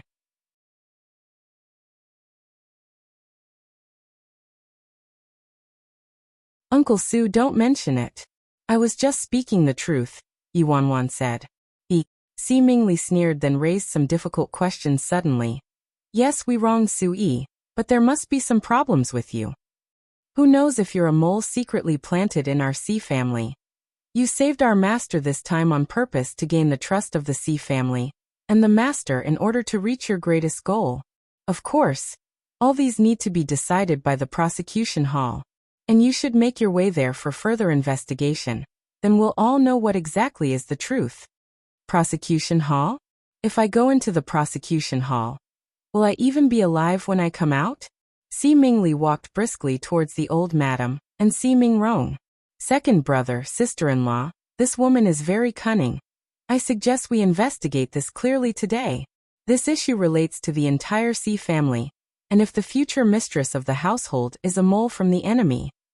Si Mingrong had always held the principle of killing 10,000 over letting one go, so his attitude was naturally inclined towards Si Mingli's side. Si Mingrong said, "It's best to be prudent and have a thorough investigation. This is necessary. This matter is of great importance." The old madam frowned but didn't say anything. Si Mingli observed the situation and didn't wait for the old madam to speak. He turned towards the door impatiently and yelled, "Guards! Lock her up." A couple of highly trained guards nodded and walked towards Yi Wanwan. "You all of you." Sui was panicking. He wanted to say something at first, but when he thought of the awkward situation he was in, he could only keep mum, otherwise he might make the situation worse. Su Changkuan had the same sentiment. He immediately shook his head at Sui, signaling for him to not make a sound. They could only come up with something after this family meeting. Yi Wanwan narrowed her eyes. Could it be that I have to die here today? Although she was very sure that she could prove Su Yi's innocence, she forgot that the gap between her status and Si Mingli's was too large. In front of this formidable power, all the strategies were of no use. "I'm too weak right now." The ruthless and cold bodyguards walked towards Yi Wanwan, their bulky hands grabbing her forcefully. Cough. Just at this moment, in the midst of the chaos, there was suddenly an extremely soft voice. That voice was very soft, yet it was like a gust of cold northern winds, freezing everyone instantly. All the noise suddenly disappeared. Everyone kept quiet like there was a sharp knife held against their throats. None of them dared to make a sound. Everyone turned towards the direction of the sound. Then they saw that Si Yihan had actually woken up. The man was dressed in loose thin pajamas. He supported himself with the door frame and stood there. His face was totally pale without any color. His steps were very unstable. His deep, cold and enigmatic eyes were shrouded in darkness. "Fourth great uncle, I'm not sure when the Si family became a place where you're the one who makes all the decisions?" The man's hoarse voice resounded in everybody's ears. He was just a sickly weak man who could faint any time, yet everybody looked as though they had taken a glimpse of hell. They were terror-stricken and scared out of their wits. Especially for Si Mingli, the arrogance he had just now was gone completely, his entire face filled with fear, and his forehead was instantly covered in fine beads of sweat. He opened his mouth as if wanting to speak, yet he was so frightened that he couldn't get the words out. "Ma master. Ninth master's awake." Everyone finally reacted to it one after another. Si Yihan's indifferent gaze didn't pause at anyone. It went past everybody and landed on Yi Wanwan. "Come here." Liked it? Take a second to support novels on Patreon.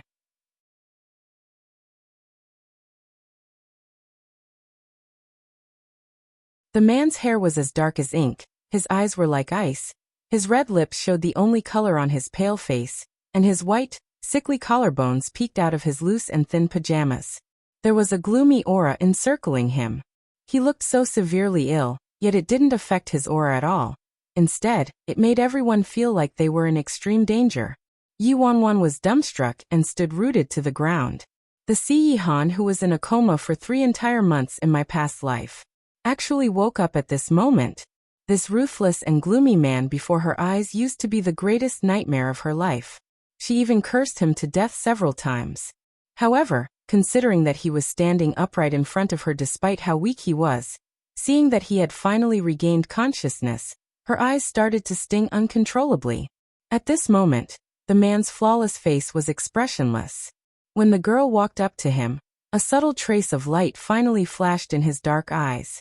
"Help me over." Oh, Yi Wanwan came back to her senses and quickly helped him over to the sofa opposite. Seeing that her grandson had woken up, the old madam was very excited. "Little Ninth, you're up. But you're still sick. Why did you get out of bed?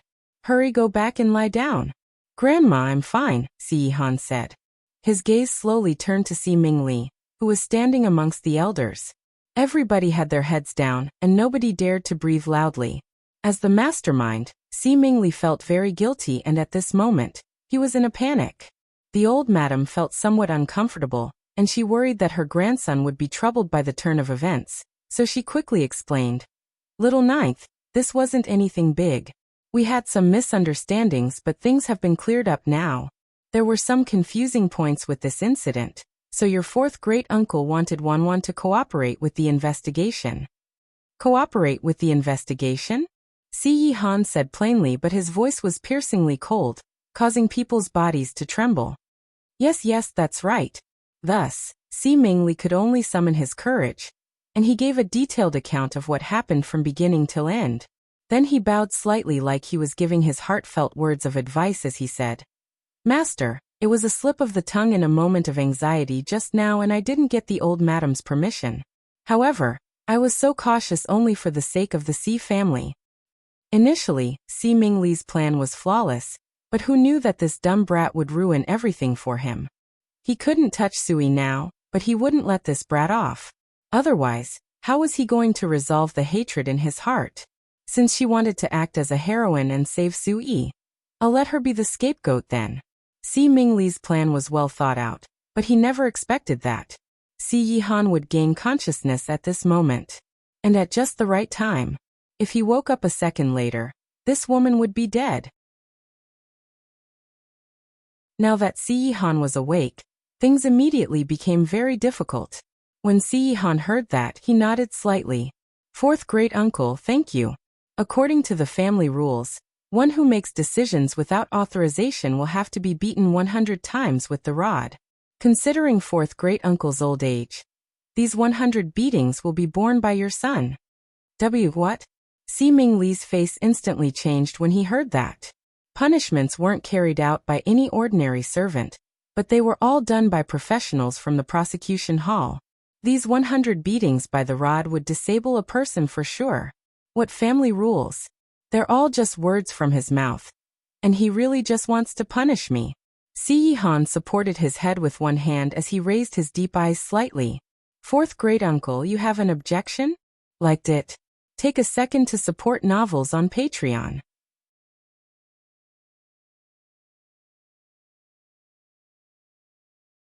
Si Mingli gritted his teeth. "Master's decision is according to the family rules. I wouldn't dare to have any objections." Si Mingli's face was gloomy and his cold eyes shot daggers at Yi Wanwan. "This darn woman, she actually caused me to be in this state." Si Mingli said sharply, "Master, it's fine if you want to punish me, but my loyalty towards the Si family has been witnessed by heaven and earth. Even if you punish me, we still have to conduct a thorough check on this woman. At least I presented concrete evidence when I suspected Sui, but this woman is simply using her words. We can't rely on her words alone. Who knows whether that mole existed or not? What if she's from the murderous blood gang after all? She's the future mistress of the household. With such a status, if she turns out to be a spy from the murderous blood gang, the consequences would be unimaginable. Master, please look at the big picture. The moment Si Mingli said those words, the elders looked at each other and started voicing their opinions softly. Actually, Si Mingli's suspicions don't seem unreasonable. Si Mingrong's face was stiff. He agreed to bring the woman in for investigation only for the sake of safety. When Su Yi and Su Chongquan witnessed this situation, they started to panic. This Si Mingli, he's going to grab a hold of Miss Wanwan and refuse to let her off today. If Master insists on protecting Miss Wanwan today, Si Mingli obviously can't do anything about it. But by doing so, it goes against everyone else and would also leave Miss Wanwan in danger still.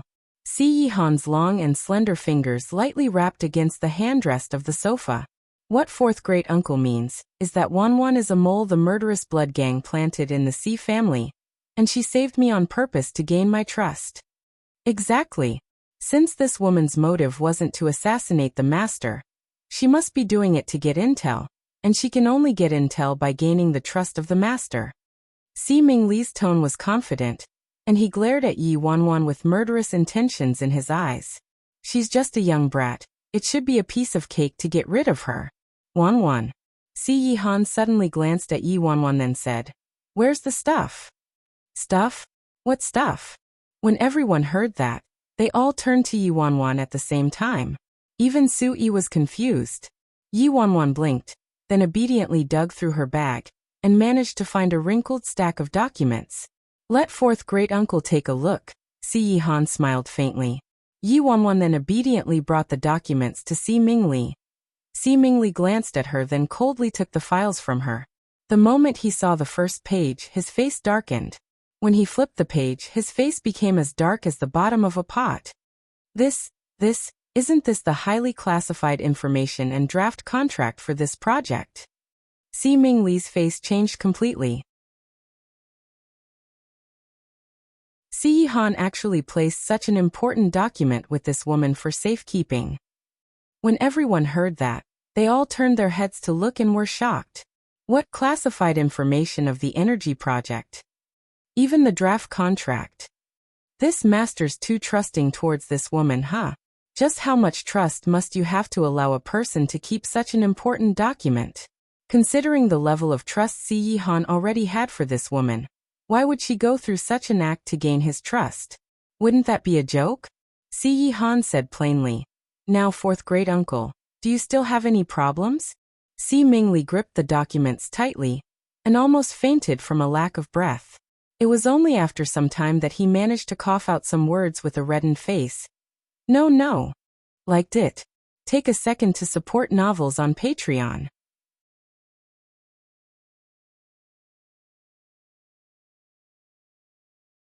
Sui stared at the documents and heaved a sigh of relief. He could finally put down the huge rock in his heart. Master not only gave the documents containing classified information to Miss Wanwan for safekeeping. On normal days, he wouldn't hide anything from her. Lu Ying, Qin Ruoxi, himself and many others from senior management could testify to this. If Miss Wanwan wanted to dish out any information, that would be very easy. Why would she go through all the trouble of pretending to save the master? Now, at least nobody would be suspicious of Miss Wanwan anymore. As expected, Si Mingli and the rest of the elders were speechless. Although Si Mingrong was somewhat upset at Si Yihan for placing such important documents in the care of a woman, Yi Wanwan was currently the future mistress of the Si family, so Si Yihan's actions were completely understandable and not a problem at all. Hence, he could only remain silent. At this moment, Qin Ruoxi, who was in the corner, saw those documents and her face turned pale. This classified information. Even I haven't seen these documents before, yet Ajio actually handed them to this woman. At first, she wasn't worried about Yi Wanwan at all. Considering Yi Wanwan's family background, talent, studies and actions, marrying into the Si family was like a foolish person's dream. So why would she degrade herself to compete with someone like Yi Wanwan? However, after this trip to Country B, she didn't have a choice but to start to take note of this woman. How could this woman be so lucky? Of all people, the mole chose to speak to her and allowed her to take credit for saving so many people. She even saved Sui today, meaning Sui now owed her a great debt. When Si Mingli was about to make things hard for her, Ajio happened to wake up. The old madam loved her grandson and was worried Si Yihan would overexert himself, so she quickly said, all right, now everything's clear. If there's nothing else, all of you should go back. We'll talk again when little 9th's health is better. It was the end of a good show. Everyone looked sympathetically at the Si Mingli who had suffered great losses today, and they all took their leave. Yes, old madam. We'll get a move on then. Please take care of your health, master. As Si Yihan had difficulty moving around, Yuanwan saw the elders out. At the door, Su Changkuan looked at the weak and delicate girl before him. His muddy and old eyes were overwhelmed with gratitude. If it wasn't for Miss Wanwan, I'm afraid the Su family would have been sentenced to eternal damnation. For Miss Wanwan's kindness today, I, Su Changkuan, will remember this for the rest of my life. Extermination and death weren't the worst part. The scariest thing was that the Su family had been so loyal and true for so many years, yet they would have had to bear the humiliation of being traitors for their entire lives. Su Changkuan took a deep bow towards the girl. Yuanwan quickly helped Su Changkuan up. Uncle Su, you're too kind. I was only speaking the truth just now. When Su Changkuan heard that, he shook his head and smiled bitterly. Under those circumstances, not a single person in the whole family spoke up for the Su family. None of them believed them. Yet a young lady like Wanwan actually stepped forward to stop the bodyguard from beating Su Yi. Just this point alone was remarkable. Yi Wanwan spoke and turned to Su Yi at the same time. Anyway, housekeeper Su has always taken care of me and I give him quite a bit of trouble. When Su Yi heard what Yi Wanwan said, he lowered his head ashamed. She actually risked her life to save him just because of those trivial things he did in passing. If Master hadn't woken up on time, he wouldn't dare to imagine what the consequences would be. Liked it? Take a second to support novels on Patreon.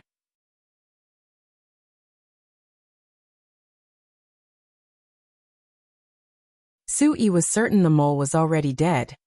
He even saw his dead body and there was nobody living who could prove his innocence. Yi Wanwan only made up her story in order to save his life.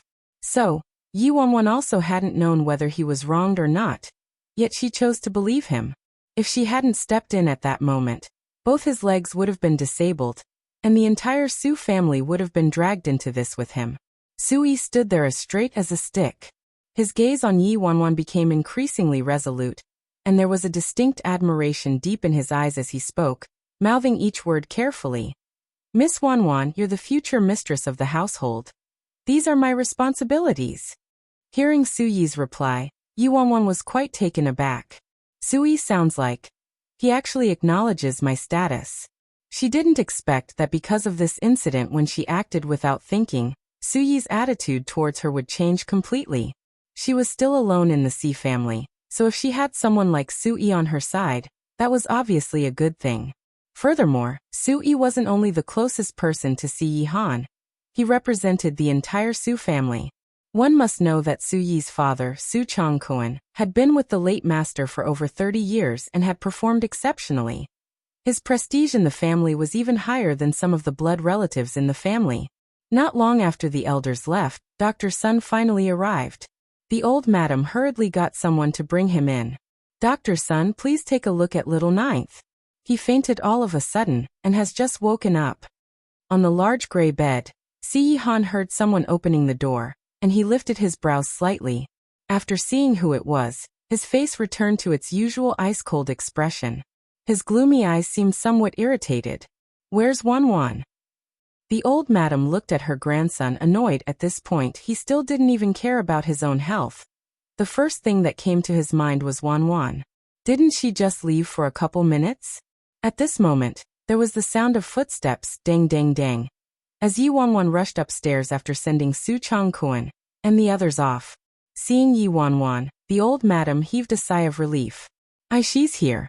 Now can you let Dr. Sun take a look at you? Si Yihan. Come here. These words were obviously directed at Yi Wanwan. Yi Wanwan walked over to the bedside obediently. After Yi Wanwan walked over, the aura encircling Si Yihan seemed to relax, and he closed his eyes immediately. allowing Sun Baichao and his disciple to perform all kinds of checks on his body. After a long time, "How'd it go, Dr. Sun?" The old madam grew anxious when she noticed that Sun Baichao's expression didn't seem too good. Yi Wanwan furrowed her brows and looked at Sun Baichao as well. In her previous life, Si Han was in a critical condition from his serious injuries. Would he be better this time? Si Baichao shook his head and let out a long sigh. Ninth Master's health has already started to deteriorate. I'm afraid things are not optimistic. Deteriorate? What does this mean? The Buddha beads in the old madam's hand broke as she tugged on them emotionally. The beads rolled all over the floor. Sun Baichao's expression was heavy. I already mentioned this before, but his body is like a virtual frame. Everything looks fine on the surface, but inside, everything is in the red. Not only is his body incapable of nursing itself back to health, but his body is being overdrawn day by day. When even that last bit of foundation is used up, his hidden ailments will naturally explode. It's just a matter of time. Liked it? Take a second to support novels on Patreon.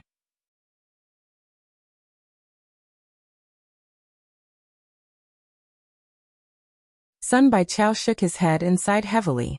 His 5 organs are severely damaged. He might simply faint once in a while now, but in the future, his immune system will worsen and his body will get weaker. His organs will start to fail as well. How did this happen? The old madam's face turned increasingly pale as she listened. She said anxiously, "Dr. Sun, didn't you say little Ninth would get better if he took care of his health?" Sun Baichao replied helplessly, "That's right, I did mention that before. The efficacy of Ninth Young Master's medications are limited, and we can only rely on them to help him slowly recuperate. Recuperating is easy for others, but for Ninth Young Master, it's as difficult as ascending to the skies. His chronic illness is already in his body, and his insomnia not only makes it impossible for him to get enough rest, but it's like adding hail to the snow. This time, he didn't listen to my advice and overworked his body again, causing more damage and hastening his chronic illness. That fact that he was able to survive until now without collapsing far exceeds my expectations. According to my predictions, he should have already had the onset of disease a few months ago." The old madam forced herself to remain calm and her fingers trembled as she asked, "Dr. Sun, give me an accurate answer. Can we still save little Ninth now? Just how serious is his illness now?" Sun Baichao glanced at Si Han somewhat apprehensively. After all, as a doctor, there were some things he shouldn't say in front of the patient. Si Han was expressionless from beginning till end. His cold expression looked as if they weren't talking about his health, or maybe life and death didn't matter to him at all. Hearing this, Si Han replied plainly, "It's fine, Dr. Sunday. Please be direct." Sun Baichao knew this master's attitude, so he answered directly. "According to my conservative calculations, if this continues, Ninth Young Master would have at most half a year left." "What half a year?" Hearing what Sun Baichao said, the old madam suddenly blacked out and nearly fainted. Even Yi Wanwan by the side had a change of expression. He won't live past half a year? How could that be? In her previous life, Si Han was still alive when they got a divorce. Also, he wasn't severely injured this time, so his situation should have been much better than before. Why was his condition so serious? Just what exactly went wrong? Yi Wanwan tried her hardest to remember all the details in her past life, and after a long time, she finally understood the reason why. In her past life, Si Han did live a long time and didn't die, but in those few years, because his organs were failing, he went through several major operations. Si Han was the master of the Si family, the backbone of the entire family. In order to save him, the Si family naturally tried everything at all costs. Even if it meant changing all the organs in his body, they didn't hesitate to do it to extend his life. In her previous life, she wasn't as concerned about Si Han's condition, and only knew he kept getting operations done. However, the word operation became such a common word that didn't have any meaning behind it. Furthermore, Si Han rarely showed his suffering and weak side to her, and he acted almost the same as an ordinary person. However, in reality, His health was probably already plagued with illnesses at that point, and he still had to undergo so many consecutive major operations. As his health was extremely weak, his organs deteriorated rapidly. Even after changing his organs and surviving the rejection response by a fluke, his new organs started to fail in 1 or 2 years' time, and needed a change. Then he'd have to undergo another operation. She couldn't even handle the pain Siyi-Han had to endure just by going through these memories in her head. Living through the repetitive and endless torture from operation after operation, he might have been better off dead. But the Siyi-Han in her previous life forcefully dragged his life out for such a long time, even after being diagnosed with half a year left. Liked it? Take a second to support novels on Patreon.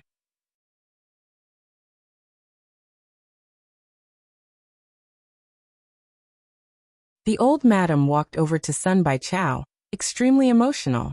Half a year. How could he only have half a year left? Dr. Sun, is there really no other way? Please, I'm begging you, think of something else. No matter how much money you want or resources you need, I have the power to make decisions in this household. I can get it done for you. Sun Bai Chao shook his head. Old madam, I'm really sorry. Although I'm a medical expert, I'm of no use to ninth young master. What he needs is to reinforce his vital essence and strengthen his primordial qi. This, along with the detox of the 5 organs, are only carried out during sleep. Even with the use of any nutritional food or supplements, the restoration of the 5 organs and 6 bowels all require ample rest. In plain words, sleep is a fundamental need for all human beings. If he can't even get the most basic thing right, all my treatments would be futile. The old madam immediately yelled towards the door. Where's Mo Xian? Get Mo Xian here right now. Su Yi, who had been waiting at the door, walked in immediately. Old madam, the master sent Mo Xian to take a break. What did you say? The old madam was shocked, then extremely furious. Don't you people know how to talk him out of things when he's acting foolish, huh? Go find Mo Xian this instant.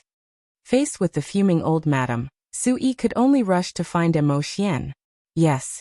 When Siyi-Han heard he only had half a year left, he didn't even have the slightest wrinkle between his brows. Grandma, I'm fine. It's my body, I know it best. The old madam's eyes were red. What do you know? Your condition is already like this, yet you still say you know better. Outside the house, both overtly and covertly, there were many pairs of eyes watching him like a tiger watched its prey, eagerly awaiting his death. Right now, everyone thought he fainted from overexertion. If those people found out he only had 6 months to live, could they sit still? They would all try to swallow him whole. Little ninth, how could you be so willful and joke with your health? Why did you allow Mo Xian to take a break? The old madam chided him. Siyi-Han replied expressionlessly. He's of no use even if he stays. The old madam was exasperated. No matter how useless he is, he could at least make you feel a little better. Actually, the old madam knew that even if Mo Xian came back, considering her grandson's current condition, it would be useless. When she thought about how her grandson was left with 6 months to live, and how she had to witness his death before her own, the old madam felt a deep grief as she sobbed silently.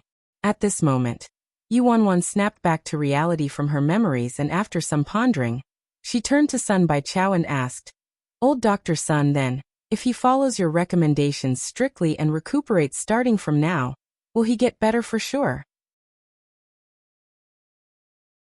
Sun Bai Chao stroked his beard and looked like he was in a difficult position. If he's able to abstain from getting angry, quit being hot-tempered, stop tiring himself out, and takes all his medications, acupuncture and moxibustion treatment, and most importantly, if he ensures a minimum of 8 hours of sleep daily.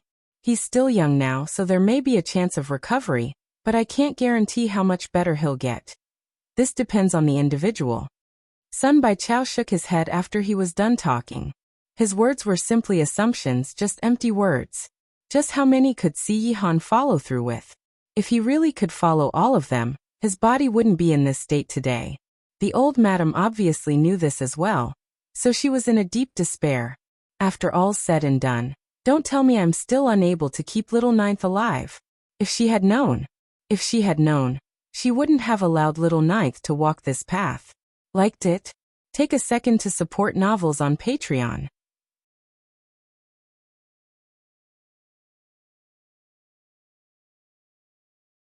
Yi Wanwan lowered her head and didn't mention to the old madam and Dr. Sun how she seemed to have the ability to help Si Yi Han with his sleep.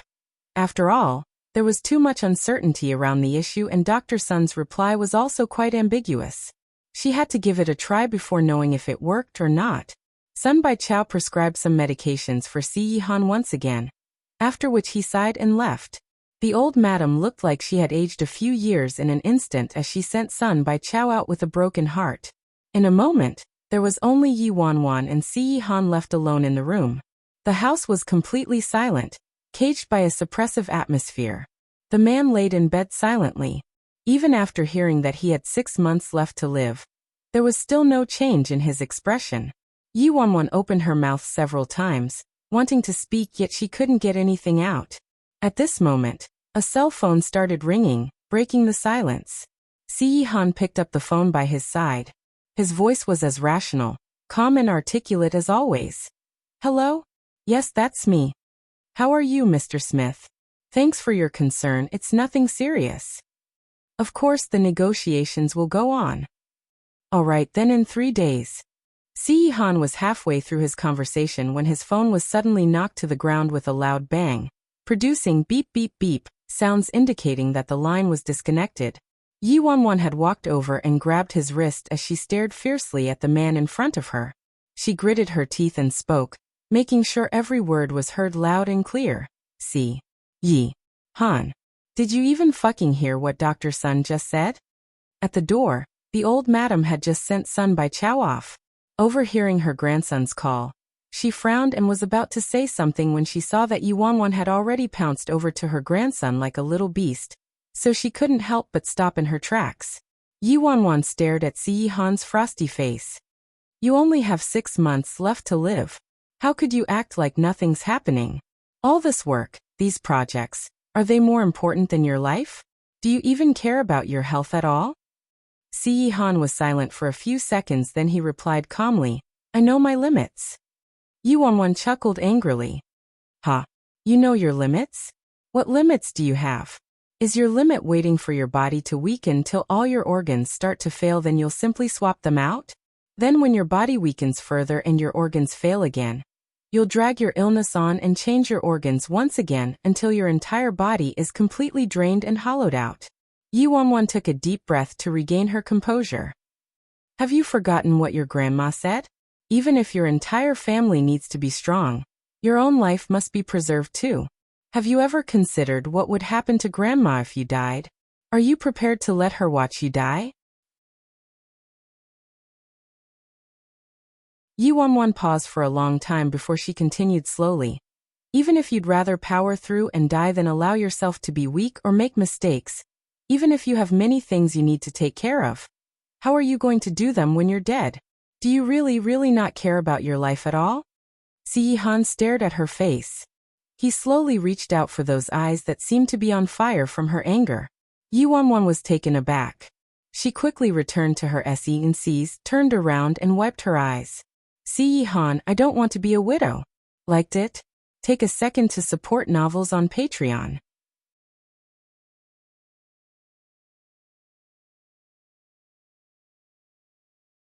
At the door, the old madam was standing sideways. She moved aside and watched the girl run away in a hurry, and felt a little moved. This child." In the bedroom, the man was staring in the direction the girl had gone with a darkness in his eyes that couldn't be dispelled. "Not care about my life? How could I not care? She's closer and closer to me. More and more real.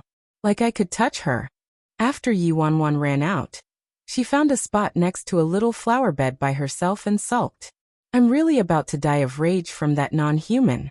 Who on earth would talk to his business partner over the phone, saying he would discuss the project in 3 days right after his vital energy was drained from overworking himself, surviving an assassination attempt, and being diagnosed with only 6 months to live? Even if a person didn't want to live anymore, they wouldn't do this to themselves, right? If she'd known he didn't even care about his life, why would she go out of her way just to save him?" Yi Wanwan felt as if she was a fool. Forget it. Let him do whatever he wants. If he doesn't cooperate and doesn't care about his own body, anything I do would be useless. Yi Wanwan was about to get up when she heard two people whispering. You bring it over. No, no, no, you should be the one, you go. The previous time I went in, ninth young master was working. He merely looked up and I couldn't even walk anymore. Why's it me again? I already went once already. You know ninth young master hates Chinese medicine.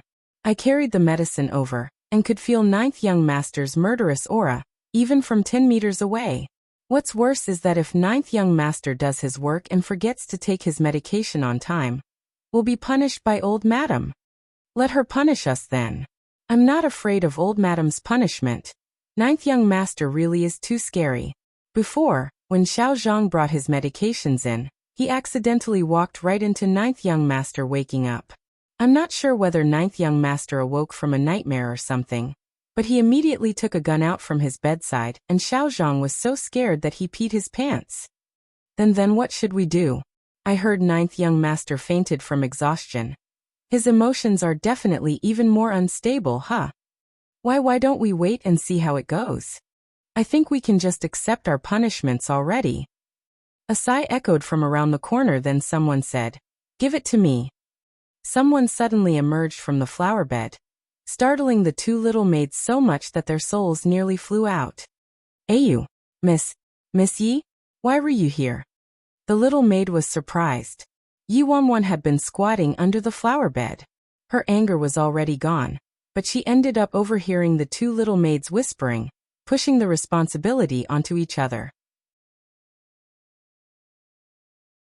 Finally, they were so afraid that they decided to delay giving the master his medication, and preferred to receive punishment over delivering the medicine to him. The medicine had to be taken on time for it to be effective. How could it be delayed? Yi Wanwan said expressionlessly, I was cooling off in the shade. Aren't you girls going to deliver the medicine? Give it to me. I was about to look for ninth young master, so I'll bring it over to him. Really? The two maids suddenly let out a happy sigh of relief.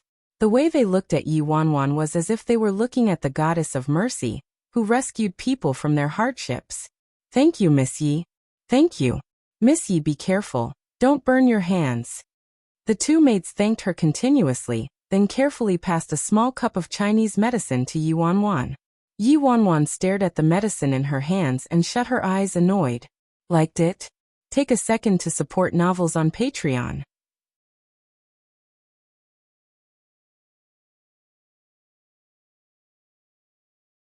Yi Wanwan stood by the door. She hesitated for a long time, but she was worried that if she delayed any longer, it would impact the effectiveness of the medicine, so she pushed the door open and went in. Behind Yi Wanwan, the two maids followed behind her as they were worried and peeped through the crack of the door. The two of them reconsidered it, and felt that making Yi Wanwan deliver the medicine didn't seem right. This was their duty after all. How could they simply push it on to Miss Yi? If Miss Yi had any accidents while delivering the medicine, or if something happened, how could they bear this responsibility? On the huge gray bed, the pale man sat there like a rock, not moving at all. The wind blew in through the windows, lifting up a corner of his shirt, and revealing a section of his thin, bony arms. In just a short month he became thinner due to his busy schedule. Yi Wanwan still had a stomachful of anger at first, but just seeing him face to face made her anger deflate like a needle puncturing a balloon. Because the pungent smell of the Chinese medicine permeated the room, the man's frozen brows furrowed all of a sudden, and he turned to the door. How dare you frown? This is something that could potentially save your life. Yi Wanwan walked briskly towards the bedside. Seeing that the person at the door was Yi Wanwan returning, a hint of surprise flashed in Si Yi Han's unmoving eyes, and his gaze followed her until she arrived at his side. At the door, the two maids watched Yi Wanwan walking towards Si Yi Han. They were so tense that they swallowed hard, making gulu sounds. Ninth young master's gaze is really terrifying. Yi Wanwan acted like she hadn't noticed Si Yi Han's furrowed brows. She removed the cap of the Chinese medicine she was holding. Suddenly, a waft of pungent Chinese medicine attacked her nostrils. It was so strong that Yi Wanwan started coughing violently, nearly puking. Old son. Isn't this a little brutal, huh? This medicine is too horrifying. But he has to drink it. This is something that could save him. No matter how bitter it is, he just has to gulp it down and it's over. It's much better than having a sickly body, failing organs and having to go through surgeries to change his organs, right? Hence, Yuanwan coughed lightly and continued on with a cold expression. She looked at him and said, "Take your medicine." At the door, the two maids witnessed this scene, and their hearts went straight to their throats. They only hoped that Miss Yi had some special technique to persuade Ninth Master to take his medicine on time, and that there wouldn't be any incidents. The two of them were preoccupied with their thoughts as they watched Ninth Young Master lifting his eyes, extending his arm, and taking the cup of medicine from Yi Wanwan's hands. 3 minutes later, the bottom of the cup could be seen. The two maids blinked, looked at each other, looked at the emptied cup and couldn't believe what happened for a very long time. He finished it just like that? Miss Yi didn't even do anything. She simply stood there and said 3 words, "Take your medicine." That worked. After seeing that Si Yihan had obediently taken the medicine, Yi Wanwan's expression became much gentler. As she smelled the pungent smell of Chinese medicine in the air, and watched him finish it in one gulp without a change in expression at all from beginning till end, she couldn't help but soften her heart. She asked, "Was it all right? Was it really nasty?" Hearing her question, Si Yihan glanced at her, stretched his arms, held her head, leaned forward and covered her lips with his. In that split second, the smell of the Chinese medicine mixed with his cool breath instantly saturated all her senses. Yuanwan, damn. After a few seconds, Yuanwan pushed him away and like a cat who had stepped on her own tail, she stumbled towards the teapot nearby and gulped down several cups of water. She was merely asking a question. She didn't really want to know how nasty it was, alright? Damn it, is this guy even human? Or does he not have any taste buds? He actually managed to drink all of that in one gulp? After Yi Wanwan drank a few cups of water, she gave Si Yihan one as well, obviously still annoyed. "For you." "No need." Si Yihan propped his head up slightly and spoke in a casual tone like he had just drunk a cup of tea. "Didn't you find it bitter?" Yi Wanwan asked in amazement. Si Yihan. "Not bitter at all." Yi Wanwan. "He's definitely not human." Author Jiang. "Ninth Master, you're a real man. Was it really not bitter at all?" Si Yihan.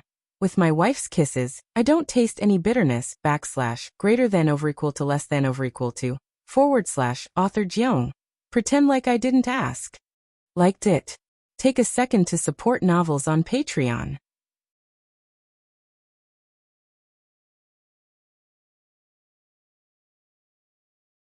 Not long after Yi Wanwan left after giving Si Yihan the medicine, the mobile phone in the bedroom started ringing once again. Si Yihan was motionless for a few seconds, then he answered the call. "Hello. I'm fine, the reception was bad just now." After listening to the person on the other end, Si Yihan continued. "Sorry, there's been a little accident. I'm afraid we have to delay the negotiation by a month." "Yes. The C Corporation will take responsibility for any consequences and losses." Late at night, at a certain luxurious manor in Imperial City. It hurts. Hurts. It hurts so much. Gentler. Are you all trying to kill me?" The man continued howling and wailing in pain. His shouts resounded through the manor as a group of servants trembled, not daring to even breathe loudly. In the bedroom, a man with soft skin and tender flesh laid in bed. His back was beaten so badly that his skin was torn and his flesh was exposed, completely drenched in blood. "Doctor, how's my son's condition?" Si Mingli's face was gloomy as he asked anxiously. He had already bribed people in the prosecution hall, but they also didn't dare make the bribery too obvious, and only restrained themselves for 2 to 3 degrees of their strength in dealing out their punishment. The doctor replied hesitantly, The wounds on young Master Yi's back are all superficial wounds. They're not too bad and will heal in time. However, his bones in his right calf are damaged, I'm afraid." "Afraid what?" Si Mingli glared. The doctor summoned his courage and replied, "I'm afraid. He will be disabled all his life. It will affect how he walks." "What did you say? Disabled all his life?" Si Mingli slammed the table and stood up. Wouldn't that mean Ijie will become a cripple? That ye slut. I must make sure she suffers a terrible death. Seemingly bellowed. What? What the hell do you mean? You quack. What do you mean my leg is disabled? Does that mean I'll be a cripple? Ijie laid in bed and started yelling furiously. Young Master Ijie, don't move unnecessarily. We just stitched up your back. Please stop moving. The doctor quickly stopped him. All right, you're dismissed. Ming Li's face darkened. Yes. The doctor and the servants in the house retreated hurriedly. Dad, who's that slut? Was it Han's woman? I'll break both her legs. I must make her suffer a painful death. This bitch. Dad, how could you lose to a woman and even cause me to be in this state? When Ijie heard that his leg was disabled, he got so mad that he nearly went crazy as he rambled on and shouted. Enough. Why don't you shut your trap? Mingli glared at his eldest son in anger. His eldest son had become a cripple because of a woman. How could he swallow this down? But even if he couldn't swallow it down, what could he do? After the assassination attempt failed, there were no more good opportunities like this. The C family would definitely step up their security and investigate this incident thoroughly. To prevent themselves from being exposed, they would definitely be much more cautious with their actions for the next while. As long as Han remained in his seat, they wouldn't be able to touch a strand of hair on that woman's head. Ming Li's face darkened. At this moment, someone knocked on the door. Come in, Ming Li said with annoyance. One of Ming Li's trusted agents hurriedly pushed the door open and said to Ming Li excitedly, Master, I managed to find out an extremely shocking piece of news from the C family old residence. It's regarding Han. Shocking news? What shocking news? Ming Li cast a sidelong glance. The agent took a few steps closer, lowered his voice and said excitedly, I got news from the spy that Han is suffering from a serious illness. He won't last 6 months. Liked it? Take a second to support novels on Patreon.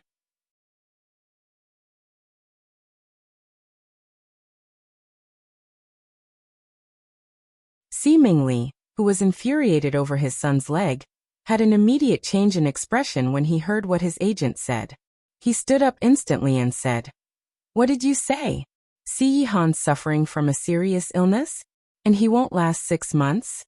Even Ijie on the bed stopped howling and used all his strength to turn his head. Han's dying soon? Really? Are you sure this isn't fake information? Ming Li stared at the agent. His expression turned serious and he asked in a deep voice, Han's been fine all along. Why would he be so ill to the point of near death all of a sudden? Are you sure your information is true? The agent's tone was certain. Master, this is such a crucial piece of information. Would I dare to simply report it without verifying it several times? I gave lots of money to Dr. Sun's disciple in order to get this information. It's definitely true. Actually, Dr. Sun kept visiting the old residence all these years not for some routine checkup, but it was because Han has a serious illness and has been receiving treatment all this time. He didn't faint from overexertion during his trip to Country B either.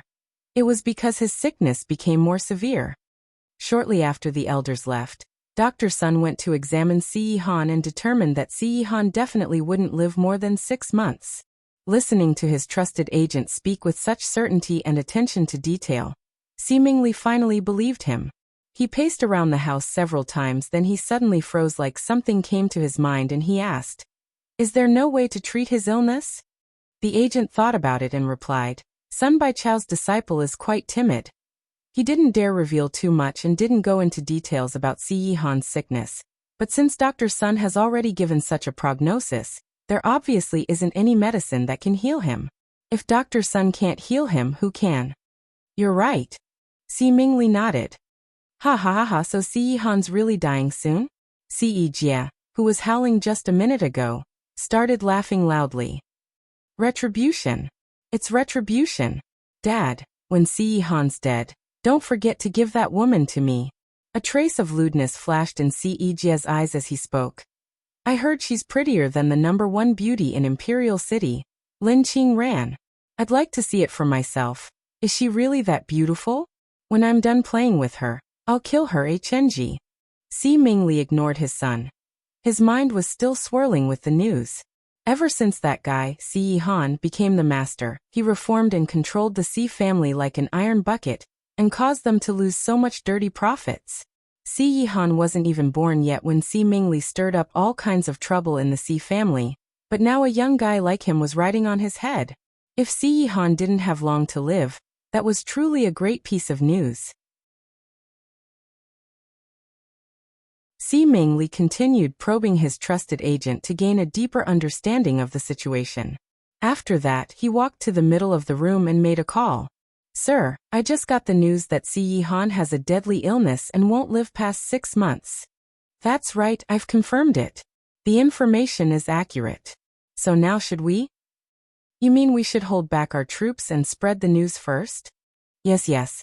I understand. Sir, that's a good plan indeed.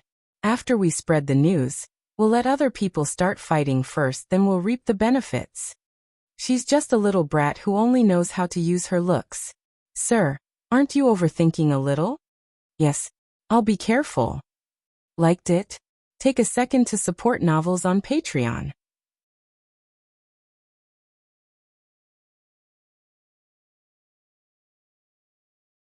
After Sun Baichao's prognosis of Si Yihan's death in 6 months, the old madam started sending people to secretly scout for famous doctors.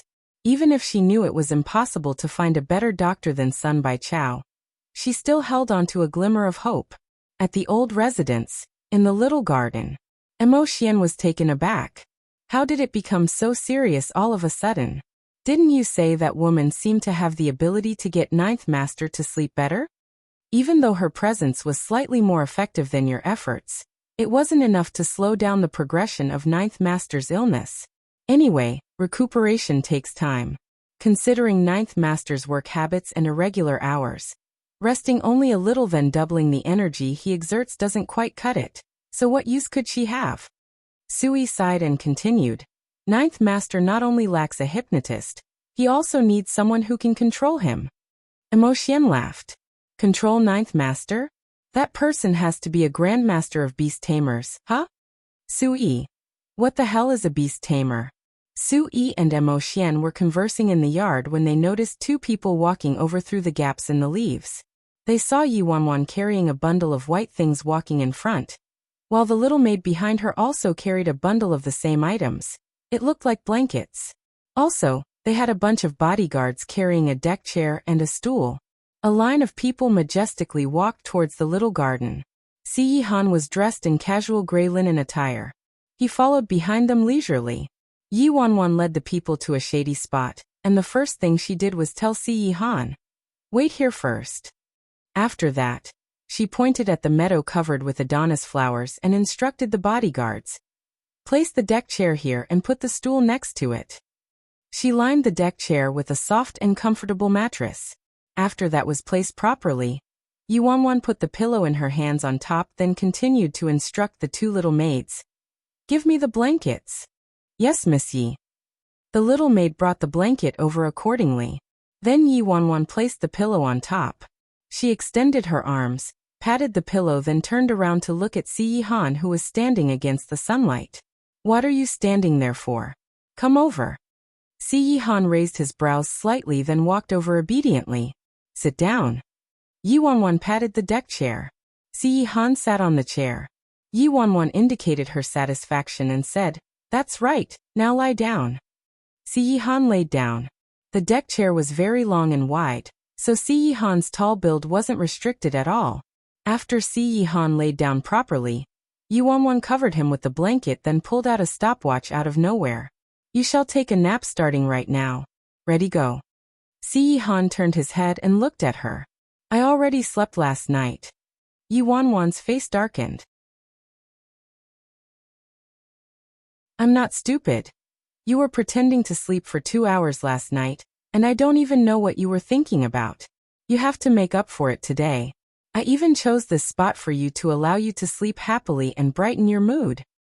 Si Yihan didn't indicate any agreement or disagreement to what Yi Wanwan said, but instead, he glanced at the stool next to the deck chair. Yi Wanwan followed his line of sight and looked at the stool as well. Then she glared at him with the ferociousness of a tiger. What are you looking at? I'll be sitting here to monitor you. She plunked her butt down on the stool. Close your eyes and sleep. This time, Si Yihan didn't close his eyes. Instead, he looked at her meaningfully for a couple seconds. Liked it? Take a second to support novels on Patreon. You're tuning in to the Li Mei's Wuxia Whispers YouTube channel. We're so grateful for your support, and don't forget to subscribe to join us on this incredible journey through captivating stories. Your generosity through donations truly makes a world of difference, as it's the primary source of revenue that allows me to expand and enhance this channel for you. Thank you from the bottom of my heart for being a part of this adventure.